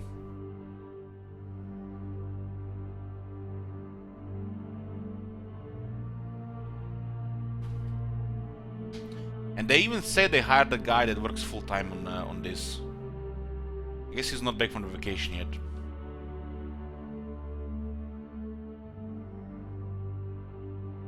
Maybe if they stopped balancing the multiplayer and actually start balancing the campaign, this would not have been happening for 3+ months.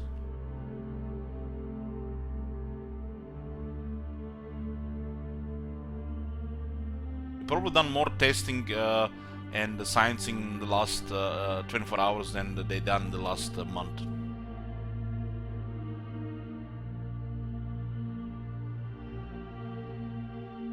little bit harsh to say, right? As I do hope, that's not the truth. I really do hope that's not the truth. It's not, the case.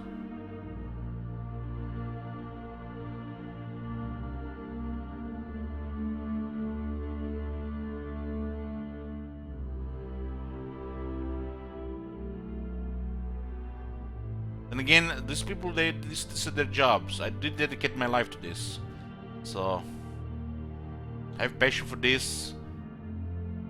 We do not just complain and whine like a little bitch. We do also praise, things they do good.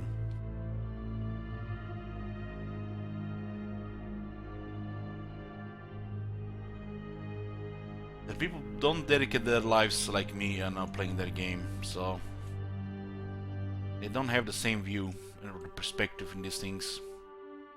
Not to mention, limited manpower past the game release.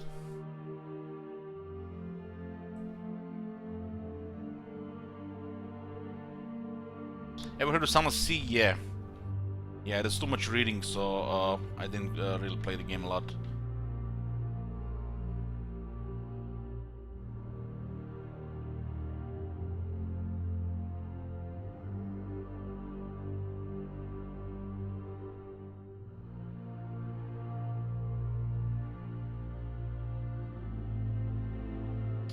In my modest opinion, what are the three biggest problems in this game right now?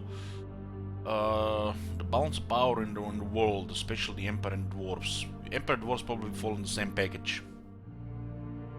So that's problem number one.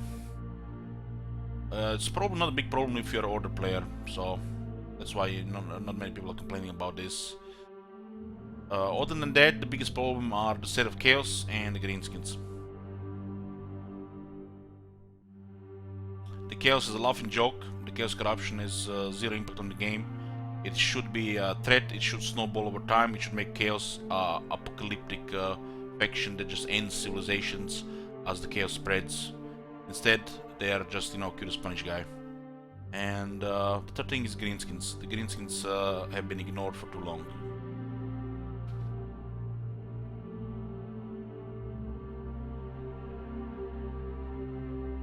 Chaos right now in this current set of the game are the punching bags, which when you punch you get money.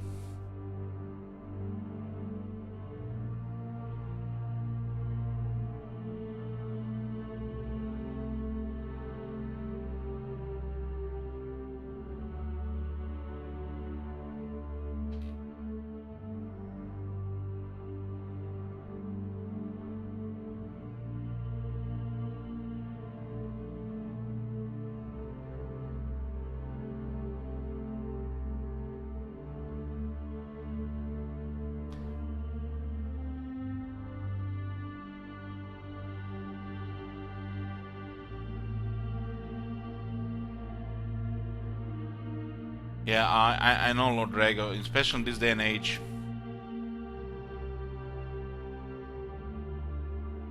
The voice of acting has become an important thing in the games.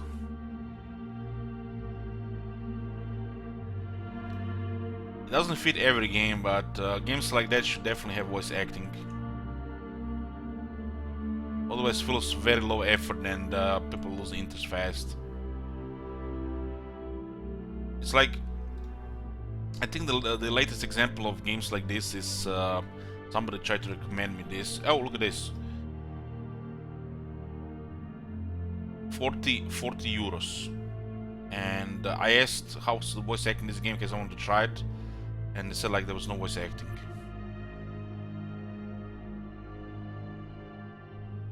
€40. How much is the, is overcharged there, or how they can even charge a game like that without voice acting? Then you have to just read all of it. I guess some people want to read as well. I've not played the game, so I've just heard from people that there's no voice acting in it. But when I look at the price of the game, it's 2019. Yeah, I heard there is some, but not a lot.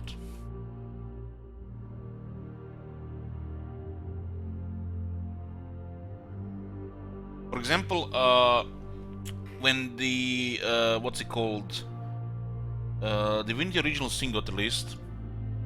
I immediately saw, great game there. But the lack of voice acting made me lose interest in the beginning. And the fact that everything was made voice later when the game was a huge success just made the game so much better for me. It's one of the best games they made in recent years when it comes to RPGs.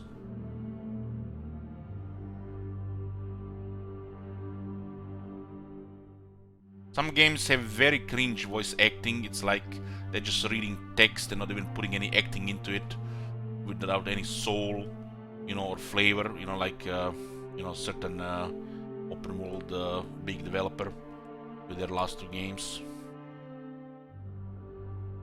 And then you have games like from CD Projekt Red, the Witcher games, especially the third one, the second one, where just makes a lot of other games look really bad when it comes to these things.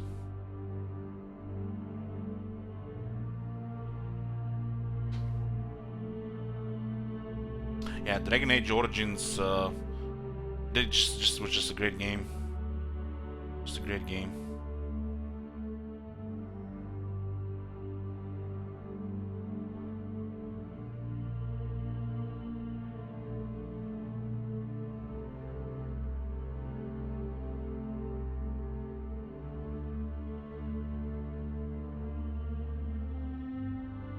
You can expect everybody to give their best performance, or everybody being talented and well, that's why they usually hire professionals that actually have a reputation and they've done they have also experience in this work. That's why you hear the same voice actors over and over in some games, even if they're across games.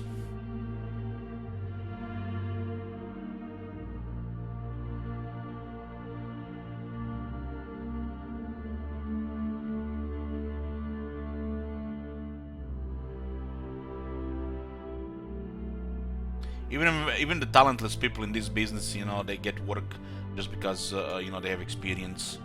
So you can hear the same people over and over again.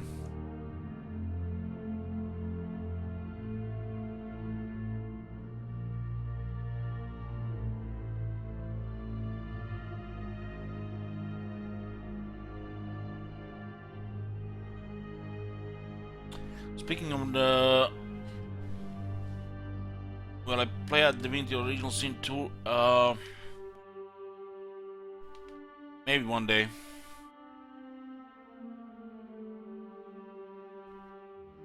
I feel seriously too pressure to play these long games. And I want to play some other long games as well.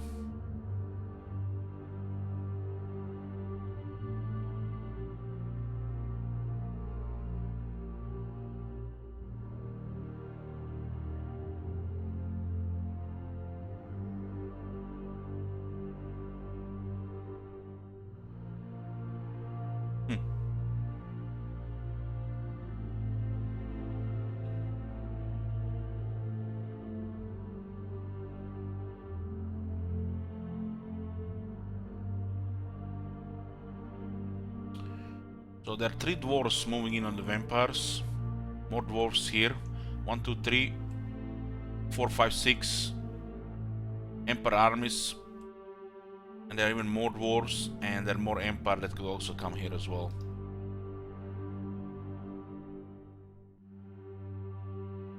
They don't even care about the corruption, really.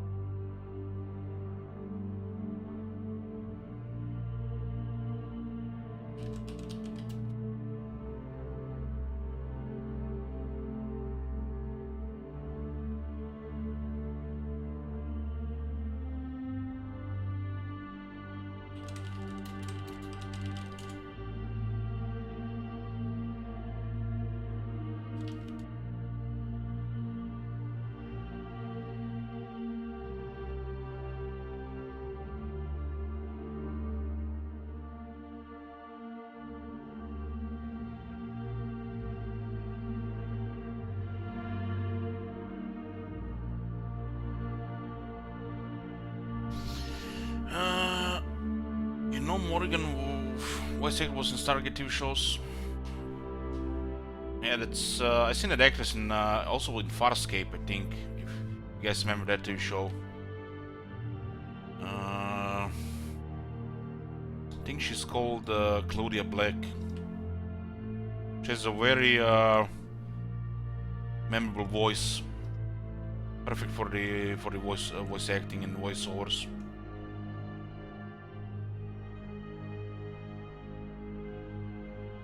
Resonating voice. Definitely sticks with you.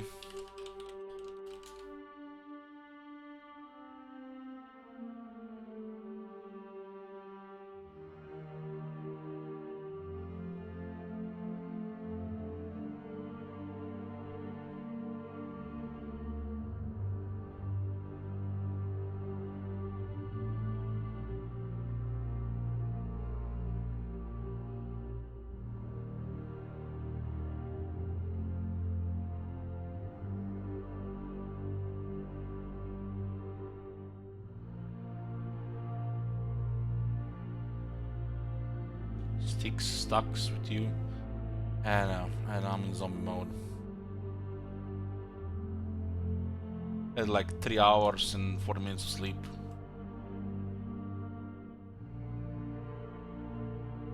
Looks like they raised the city and they captured it after that.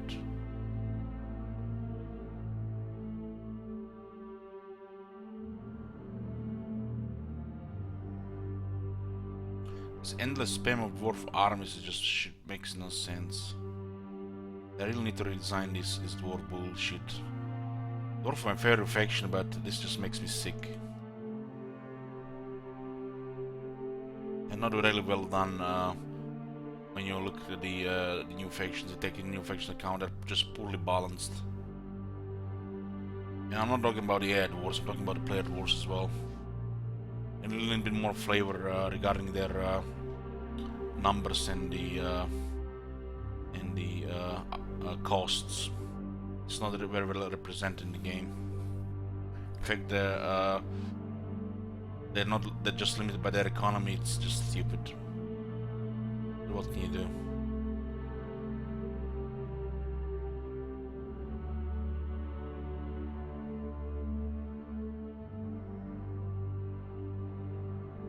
There should be 2 or 3 limiting factors what you can recruit and how much you can recruit with. Money being a factor is just lazy design. The costs of the units are not even properly adjusted considering the size, even after just 6 elements.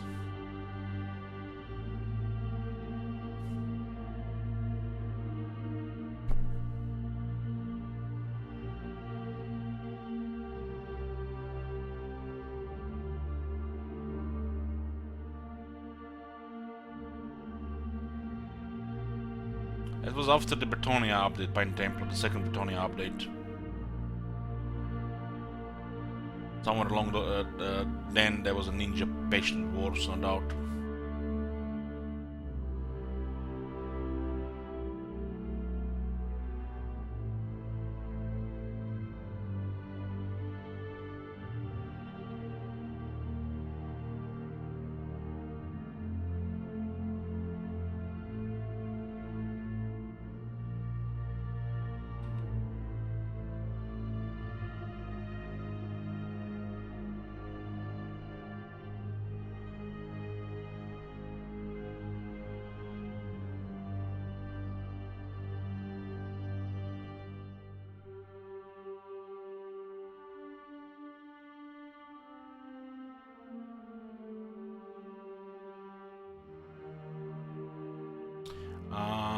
Itza, Demus Maximus.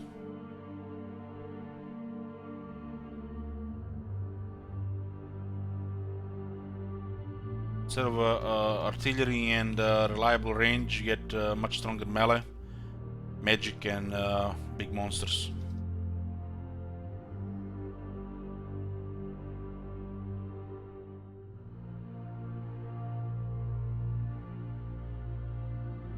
Itza's probably go-to faction for new players these days. You started Lord Krog.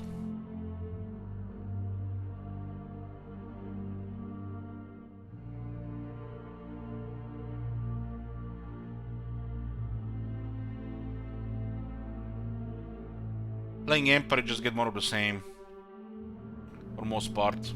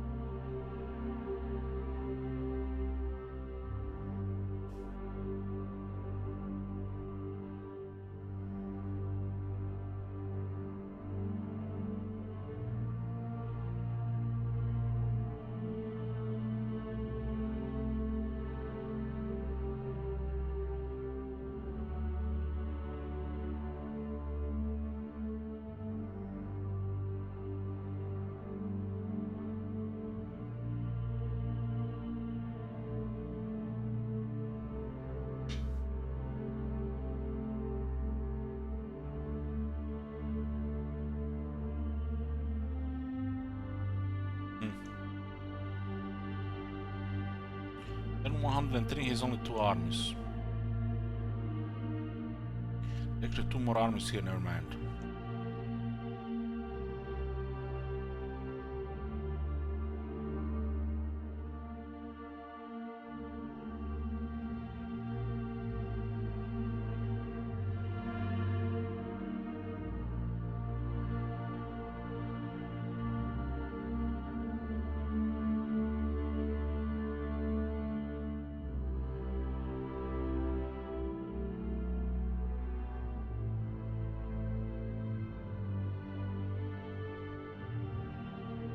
Also, I'm actually surprised the Greens are doing this well at this point.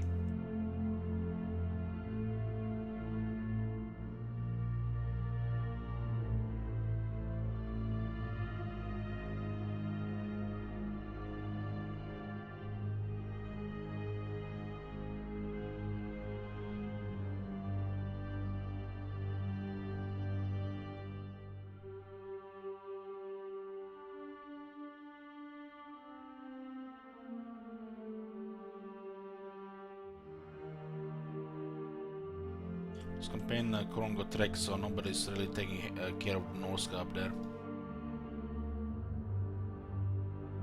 Nice to see that actually this can still happen.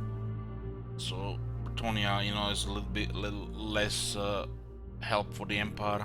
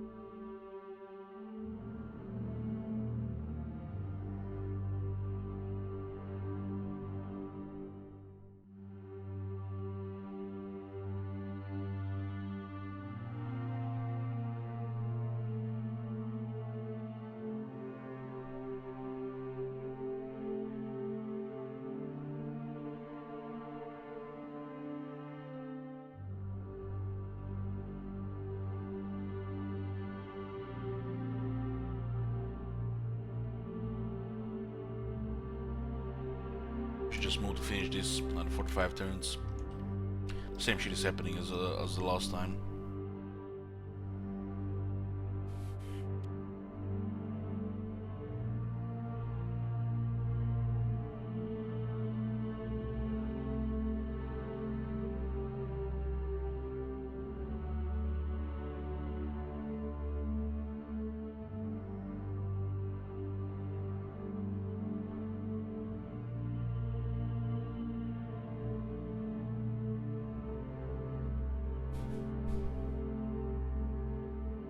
Like a sandbox. It has these 2 dams, and they just break after a certain turn has passed, and all will just float it the same way.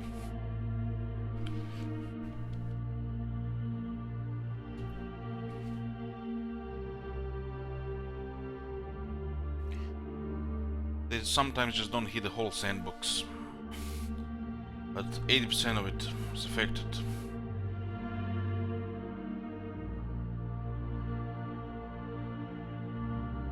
Maybe like 70%.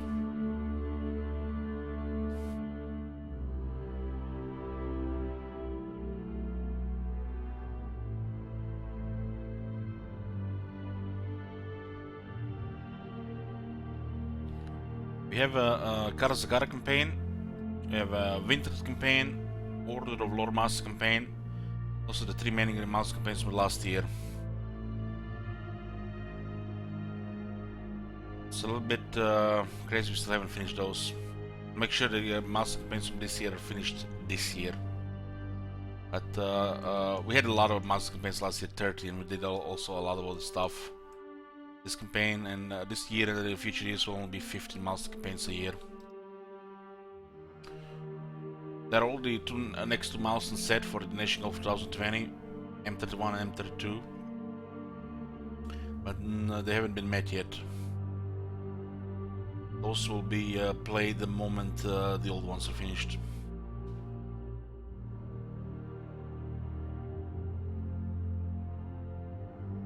So we'll probably play Karazakarak, then we'll play Order of Lore Masters, and then we'll play Wintertooth. After that, wait for the Master campaigns to unlock new content, and when I feel like we'll start that Grand Pepe campaign I promised. Other than that, mix other things, wait for Warhammer 3. Of course, there's a lot of man months around. People could pretty much request 50 campaigns this year. There are 3 man months requests given away every month to the top supporters. One for top gifter, top cheerer, and one for top donator. It's gonna be happening this year, one for each year. We'll see how it goes this year, and maybe we adjust it again for only one area of support in the stream, but we'll keep it 3. Which can be used to request a campaign in Warhammer 2 or another game for at least one regular stream.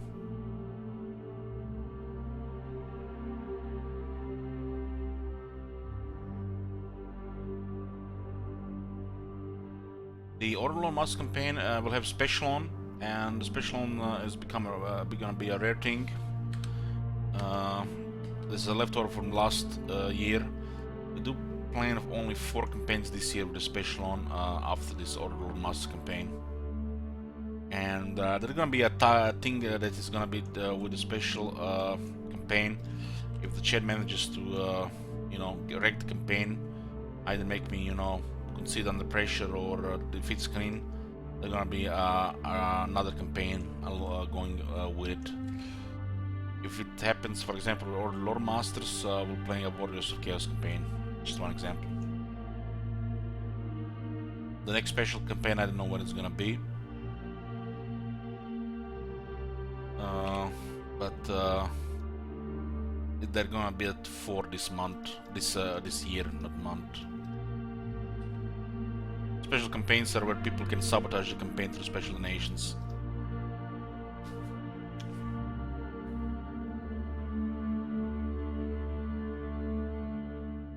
Each one will have a follow-up campaign if the chat actually manages to destroy the campaign. But like I said, they're gonna be rare for a year. Oh my god! Have you seen that shit? Holy shit! Yoo-hoo! What the hell? Hell, brother.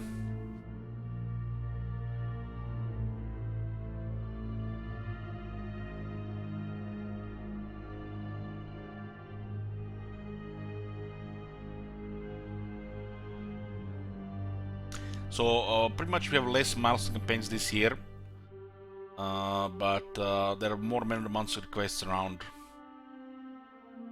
So if already half of the people request Warhammer 2 through them, it's already gonna cover, more random stuff and almost enough milestone campaigns compared to last year.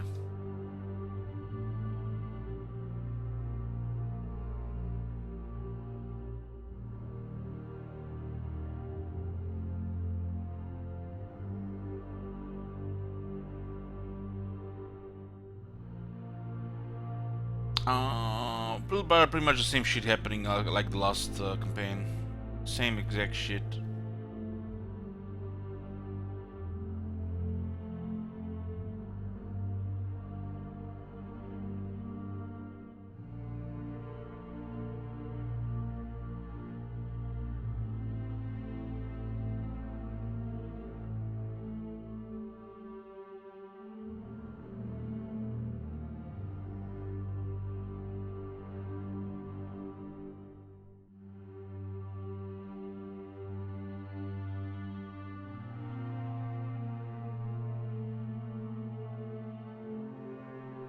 What turn are you in your chaos campaign, Sir Aldi?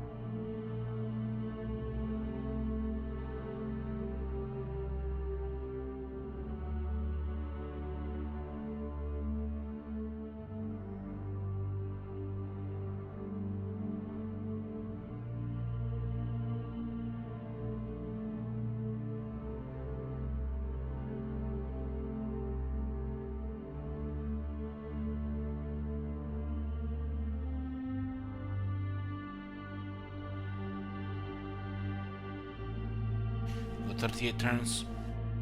So we're gonna see the result.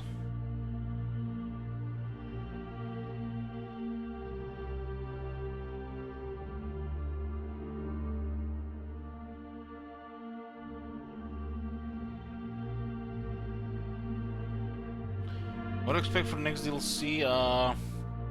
Green skins. Great for the first time.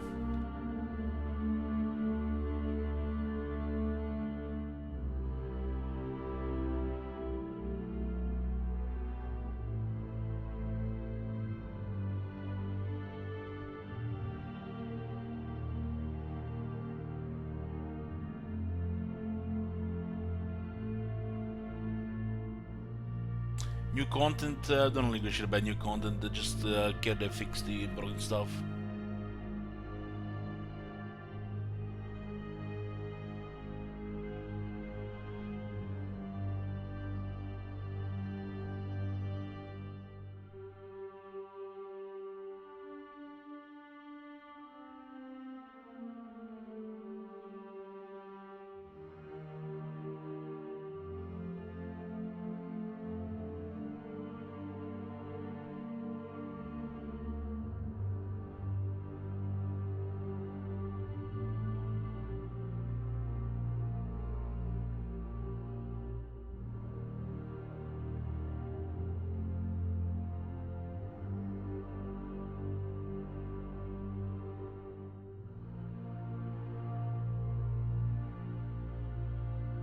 There's already plenty of factions in the game, they just need to fix it. Adding more factions without considering to fix it is just gonna make it worse.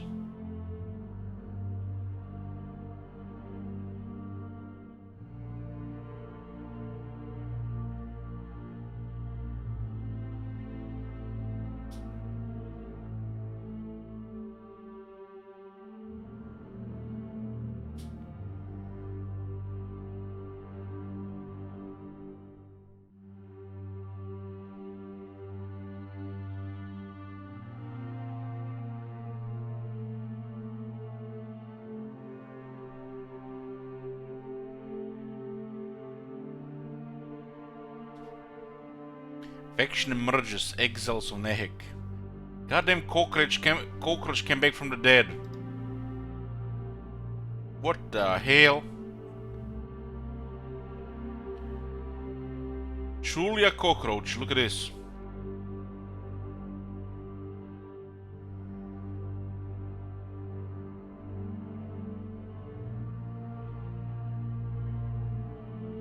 Who thought it was a good idea to give more lives to the cockroach?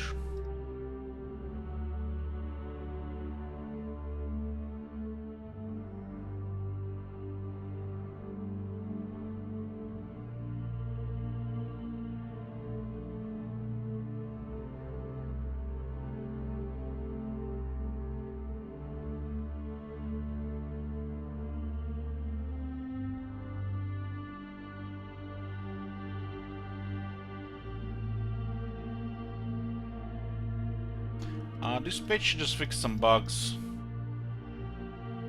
which that didn't affect the game that much. Just make the lizardmen stronger actually, right, in this current state of the game.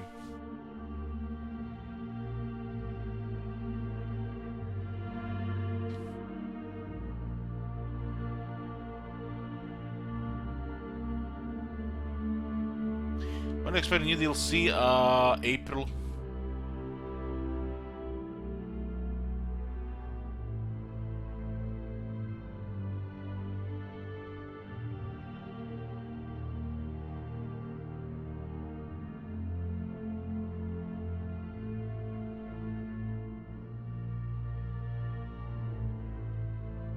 One armor bug did affect quite a lot.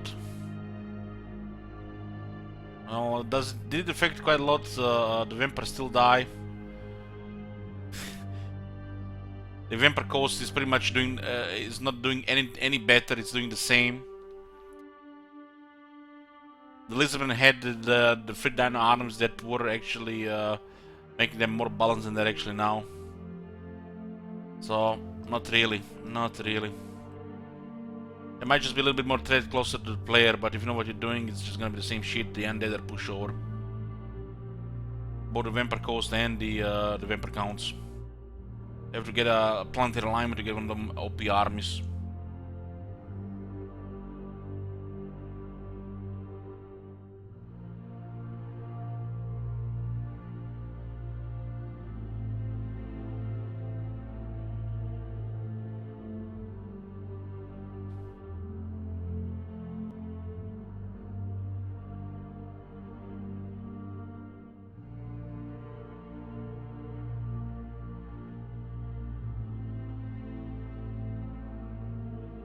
I expected the vampire coast to actually do more in these 3 campaigns with extra armies, but pretty much they're doing the same shit.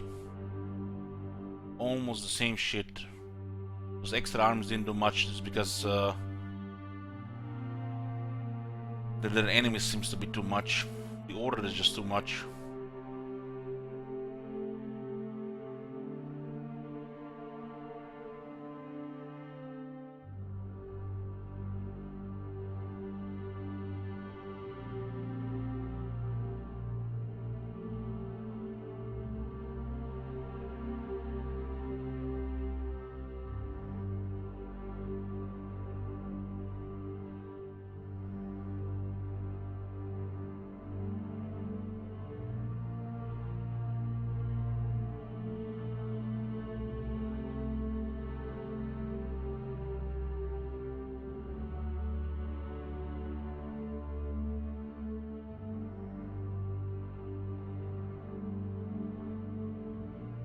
Is that dead? No, he's fine.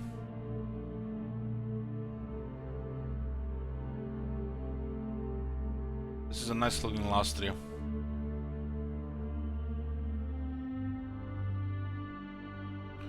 What is the one army bug? The vampire counts, vampire coast, and lizardman factions not recruit more than one army. The lizardmen could get more armies with the right, and vampire coast get more armies with the bug when they lose settlements, and the vampire council was pretty much stuck with one army. The reason why they fixed it for the vampire coast and the lizardmen just because too many people have noticed it about with the vampire counts. But the vampire coast was like this since the release. The only reason they got fixed because it affected other factions at this point.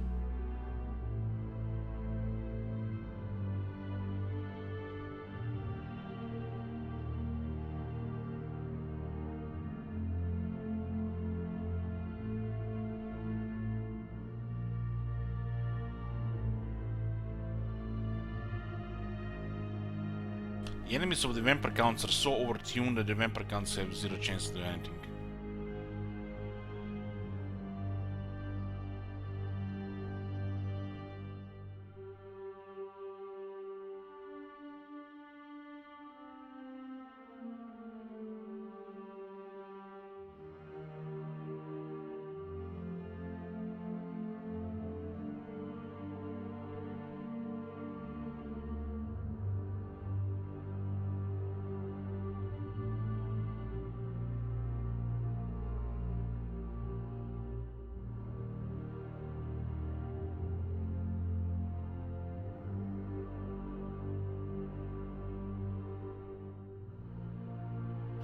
Got 150 seed result.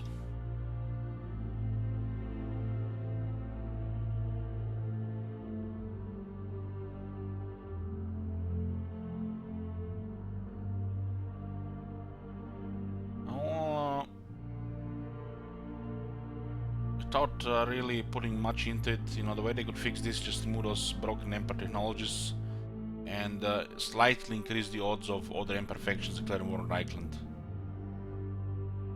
So this doesn't happen all the time. It will still happen over half the time though.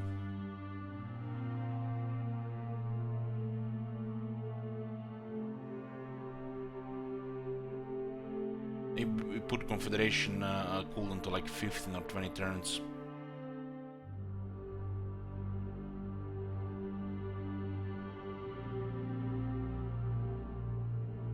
If the faction lives there, they can come back to life as the rebel when they rebel.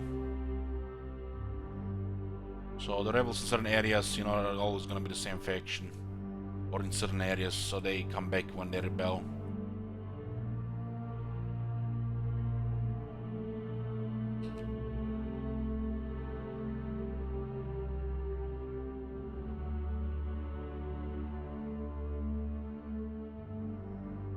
It's funny how Marienburg is rank 5. They were actually fighting the Empire last campaign, the Reichland. Nagarand went from being rank 1, being on the top, to being on the bottom again. Backdoor by the Harganet.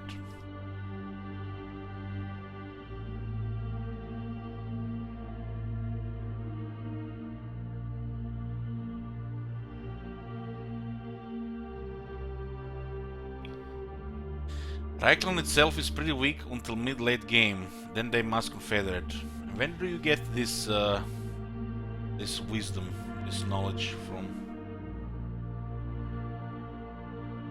I guess you haven't seen the highlights of the last two end results. There's a 7-minute video and a 4-minute video to enlighten you. And I will show you half of it on stream here.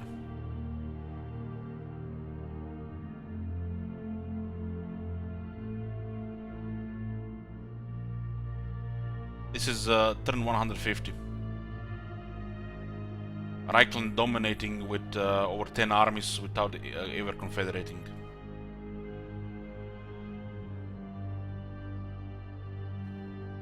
Half of this happened in the next science campaign as well.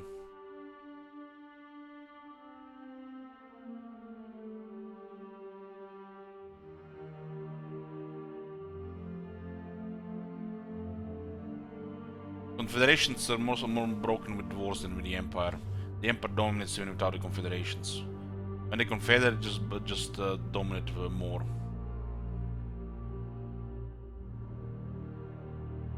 They have over 10 armies here.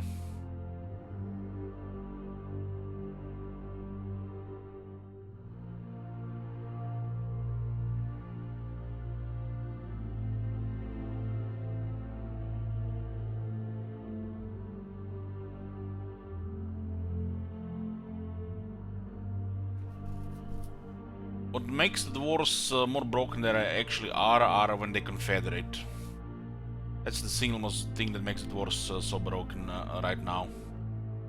They had wars if they couldn't confederate, or they could just do it very rarely, or maybe only once, would fix a lot of things with the wars.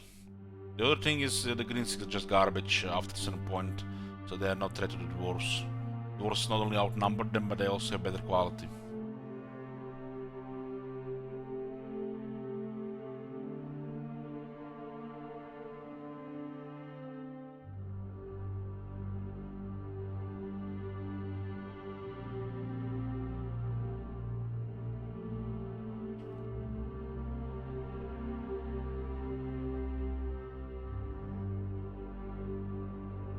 Just casual, 1, 2, 3, 4, 5, 6 armies of the Empire.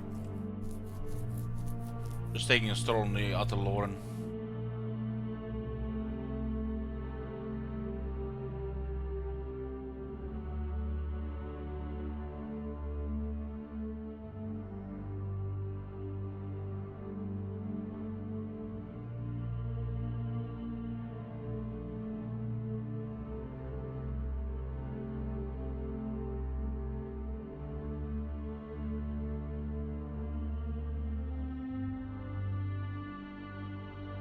only times the Empire does bad when they fight each other, like the High Elves. It's also the only time the High Elves do bad when they fight each other. So when the High Elves are fighting other High Elves and the Empire is fighting other Empire, is the only times these factions do bad. And it's not that often. And there's still things have to get out of control for these factions to get defeated. Like Reichland, the Lothar, and Avalorn. But it's Civil War the only thing that messes up these factions.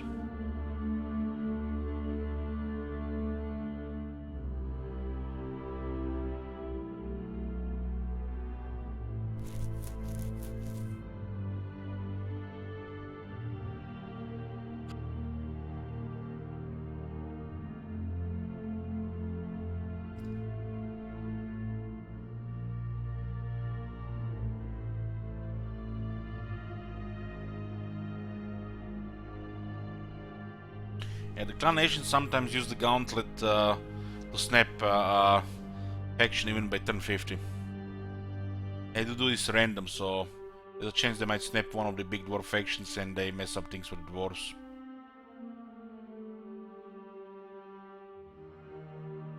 The Snitch can snap a faction even without the stones. So very early.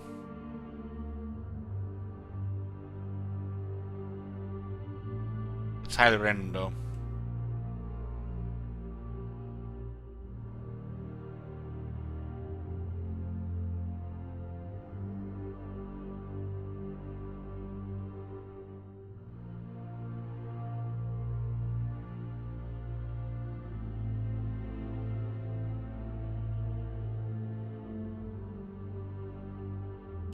Yes, Lord Drago. They do snap factions.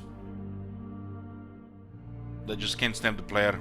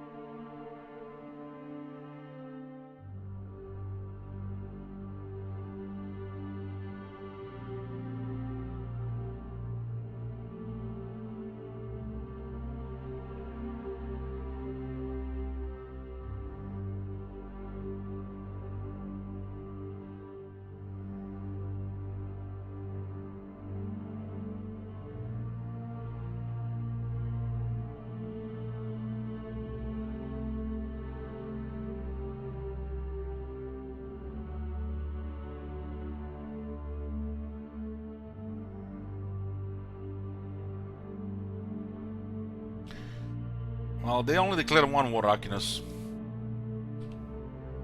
They only declared one war. You can see the list of allies. Pretty much you declare war on one of them, you declare war on all of them.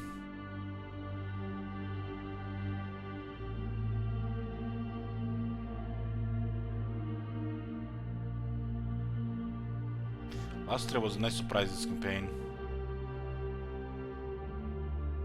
Everything else more the same.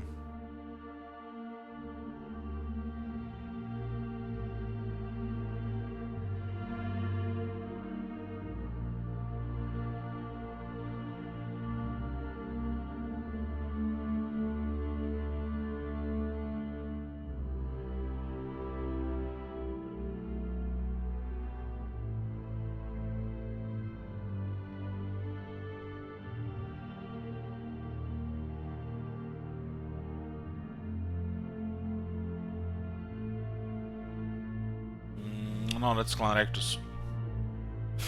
Are you mad, Yubi? Chaos destroying anything when you're playing Beastman, it's impossible.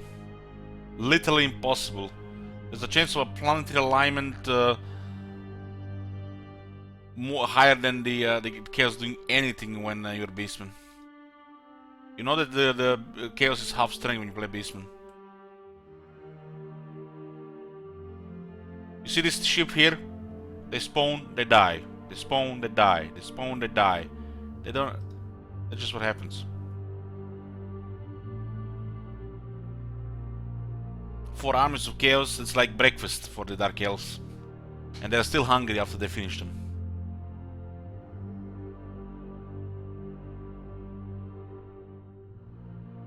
You have to consider that the chaos spawns with no experience, and at this time in the campaign, pretty much everybody's veteran. So auto-resolve is highly stacked against chaos. They can't do shit. They're just piñatas that drop money. Easy money.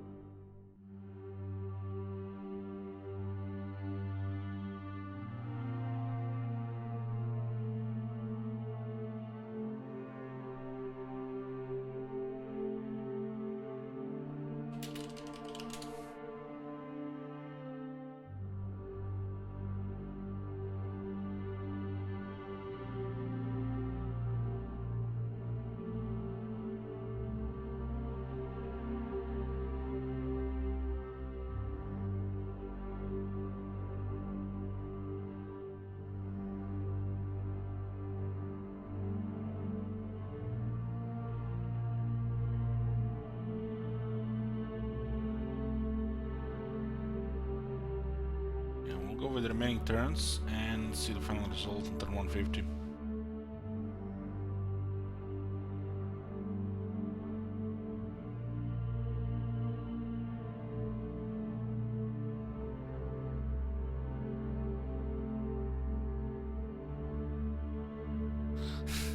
Goddamn Reddit is so full of memes.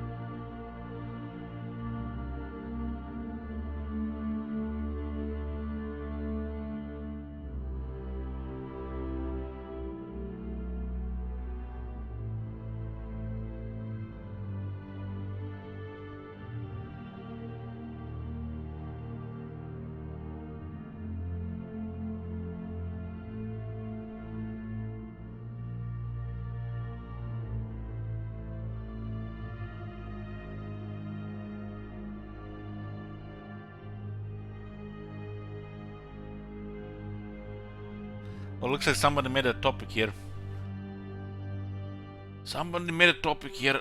Let's see. King Shilling better feedback. Hi guys, and see if you read this. I just want to highlight a few problems I've seen after slimming out a few games where you can see the whole map with a mod and watching a streamer to do the same for the last few hours. Note, all testing was done on Mortal Emperor, selection command difficulty with normal battle difficulty. The army's bug does not seem to be fixed. However, it is not fixed.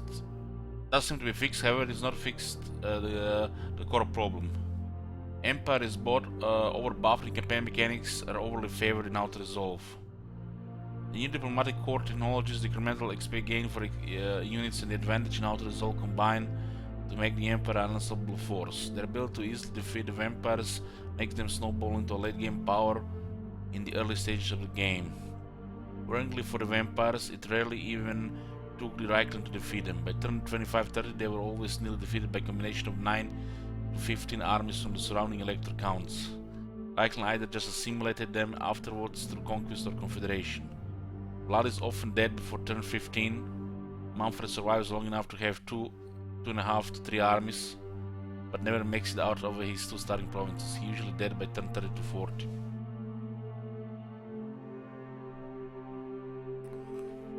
Yeah, this is pretty much what's happening, word by word.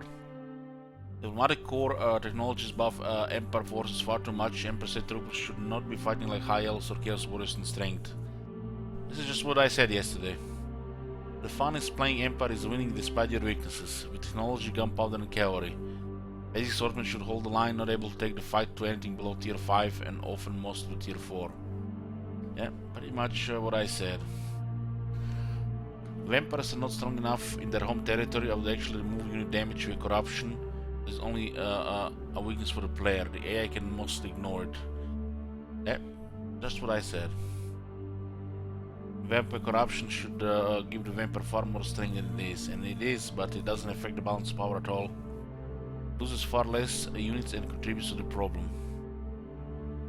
It would make it so corruption give more leadership and attack defense bonuses for vampire units. It should be hard for vampires to attack into areas with little corruption. The reverse should also be true for the anti-infection. This is exactly what I said.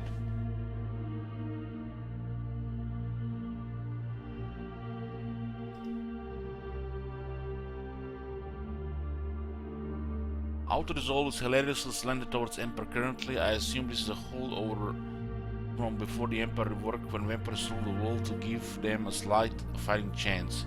This is more obvious when Lecter counts forces just force march into corruption area completely without fear for defending vampire armies. The auto-resolve bonus is so large, not even making them worst possible moves is punishing them. We know the AI chooses its targets based on how good an auto-resolve it can generate for its armies. Incremental XP gain favors factions that can keep armies alive. I like this change overall, but it's giving too much experience too quickly currently. For factions that have favorable autos or can conquer autos noble status quickly, just makes them unstoppable. It needs to be toned down a little. Yeah, about 20-30%. This is only for Empire versus Vampires, but the same situation is being played out all over the map. Have a look at how mind-bogglingly outmatched poor Arkan is. Watch him lose to a Beastman Breaker that's up 10 yet today. Yeah. The Arkan got destroyed by the Beastman in that second campaign. By the Beastmen, who were supposed to be fighting the dwarves.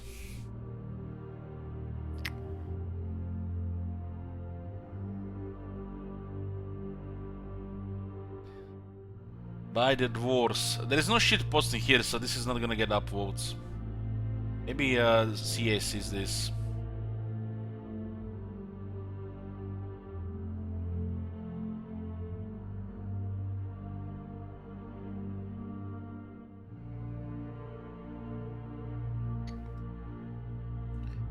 No shit posts, no upvotes.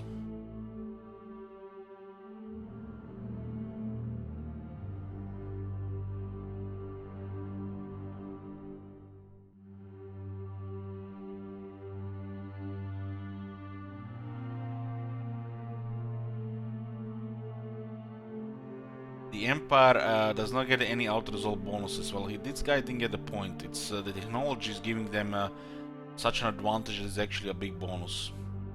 The Empire has anti-evil faction technologies which break the game.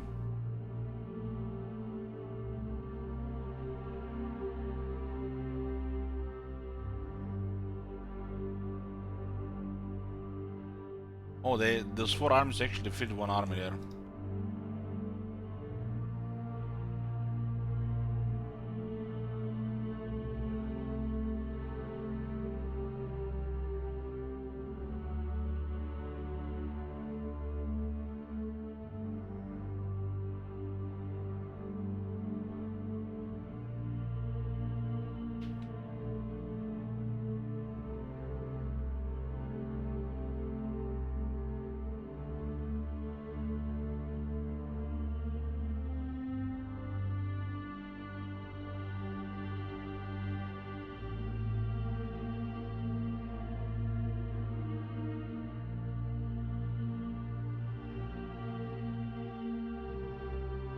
What we've done so far, it's pretty much the same shit as before. With the Lizardman doing better, so makes the order even more overpowered. There's actually the end results for each of these science campaigns, so if you don't have hours to watch, you can just watch the few minute highlight.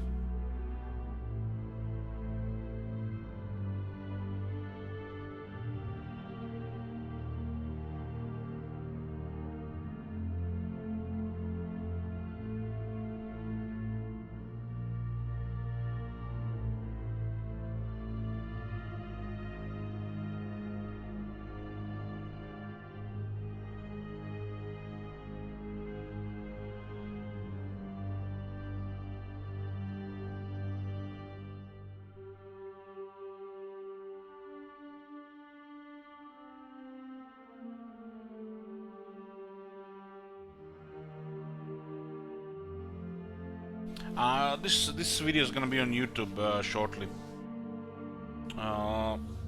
YouTube always is 20 hours at least delay with VODs.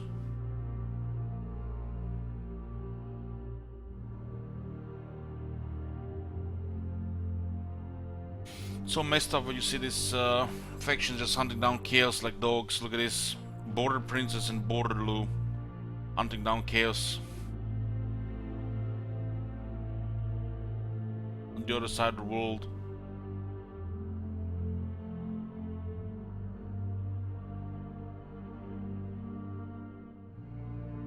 That is Pinocchio.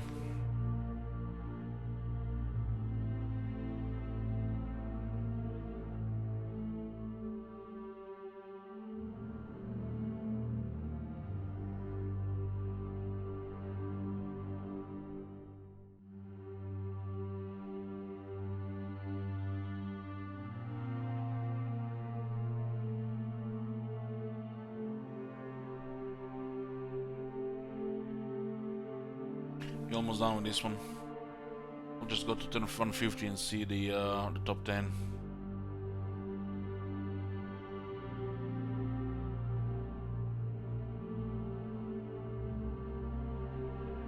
When I'm starting the war campaign later today, should be in like a few hours. Gonna go have a nap, get some lunch, and we'll be starting the war campaign. This is the last Chaos Science campaign for now. We'll be doing more of them if they change anything, or when the patch gets officially released. See if they changed anything with Ninja patched.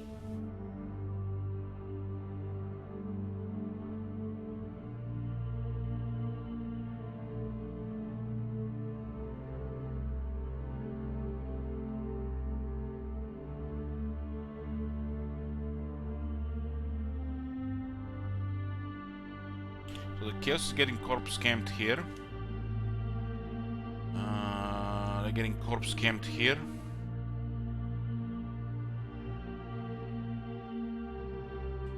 And looks like they're getting also corpse camped around this area as well.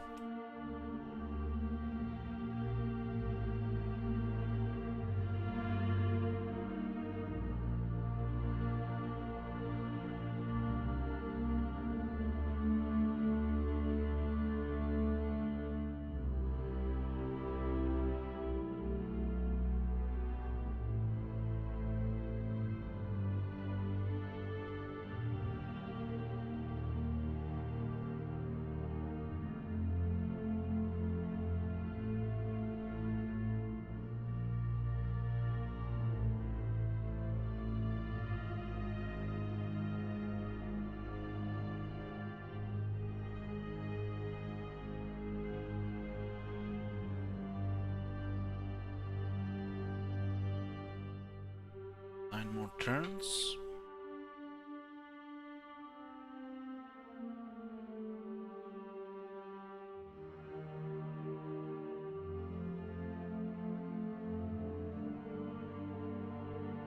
And the Noctilus actually had the solo settlements in this one.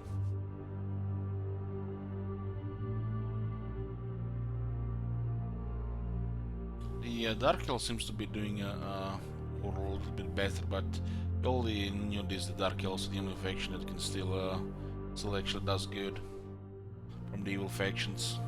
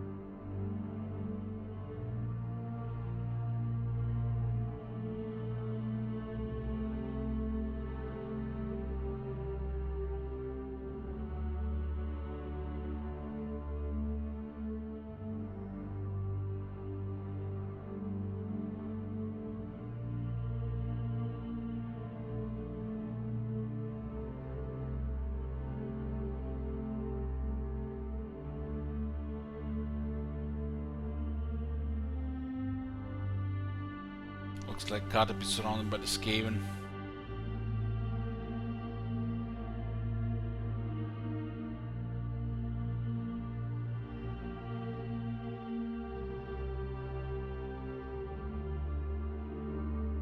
Look at this, the kids is just getting hunted.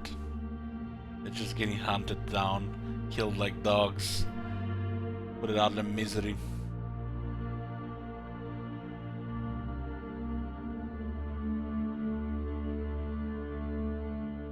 This one is fleeing away.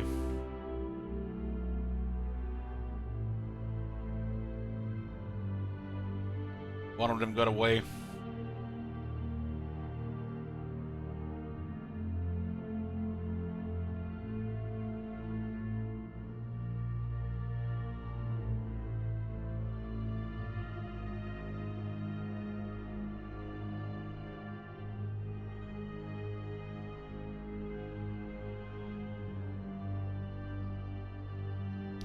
A2 for chaos. There you go, there you go.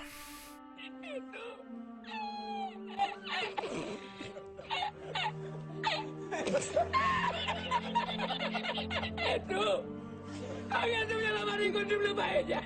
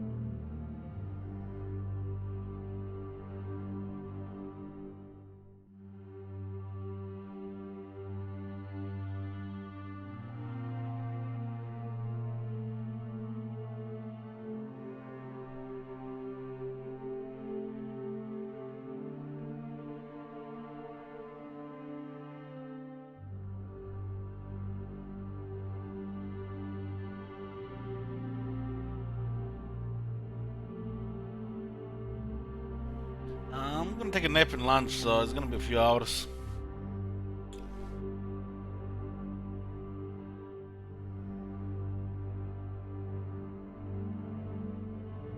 How the science coming along? We're almost done with sciencing the new page. We did 3 times, pretty much the same shit each time.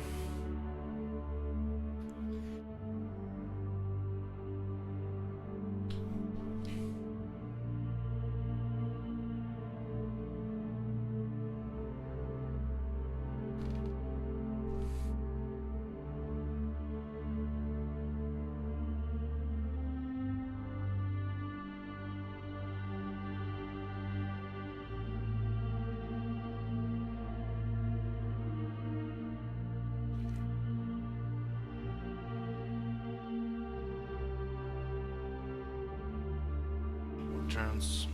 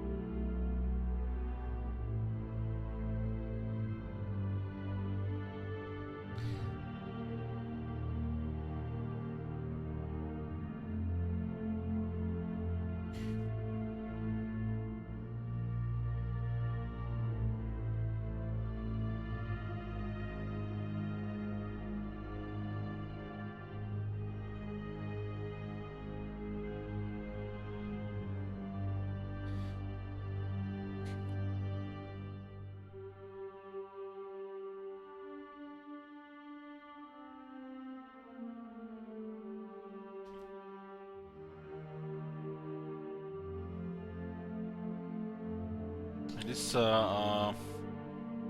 chaos science campaigns are like 3-4 hours. Think how much we observe the other stuff. Yeah, boys, another Chaos campaign finished. Chaos Science. We didn't really arrive here because we had to declare war on everybody to get a little bit different result.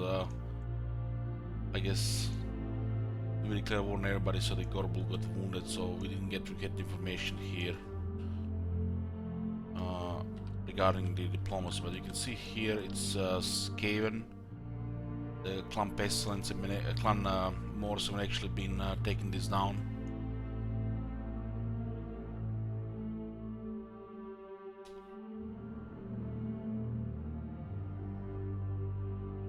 Top 10 factions: Karazakarak, Reichland, Arganet, Talia, The Awakened, Exotel, Marienburg, Estalia, Lothar, Barakwar.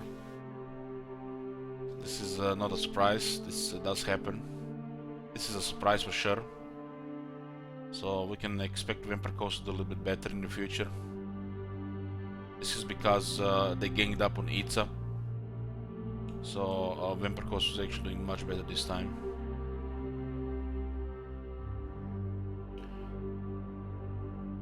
But you still have 1, 2, 3, 4 Empire factions here.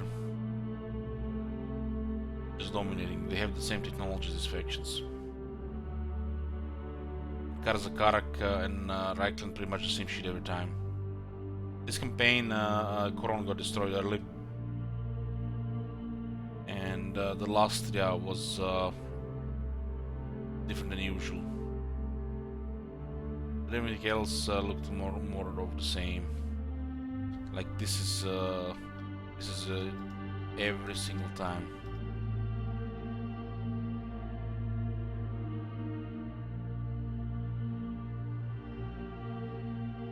The Empire is rank 2 with 31 settlements, and there is still a lot of other Empire factions. They can confederate or, you know, work together with. Instead of Marienburg fighting Empire this time, the Reichland, they were actually working together. Anyways, boys, I'm gonna take a nap, get some food, and I'll be back in a few hours. We'll be starting the Dwarf Challenge campaign we had for Serford last year. Probably in a few hours. I'll see you guys.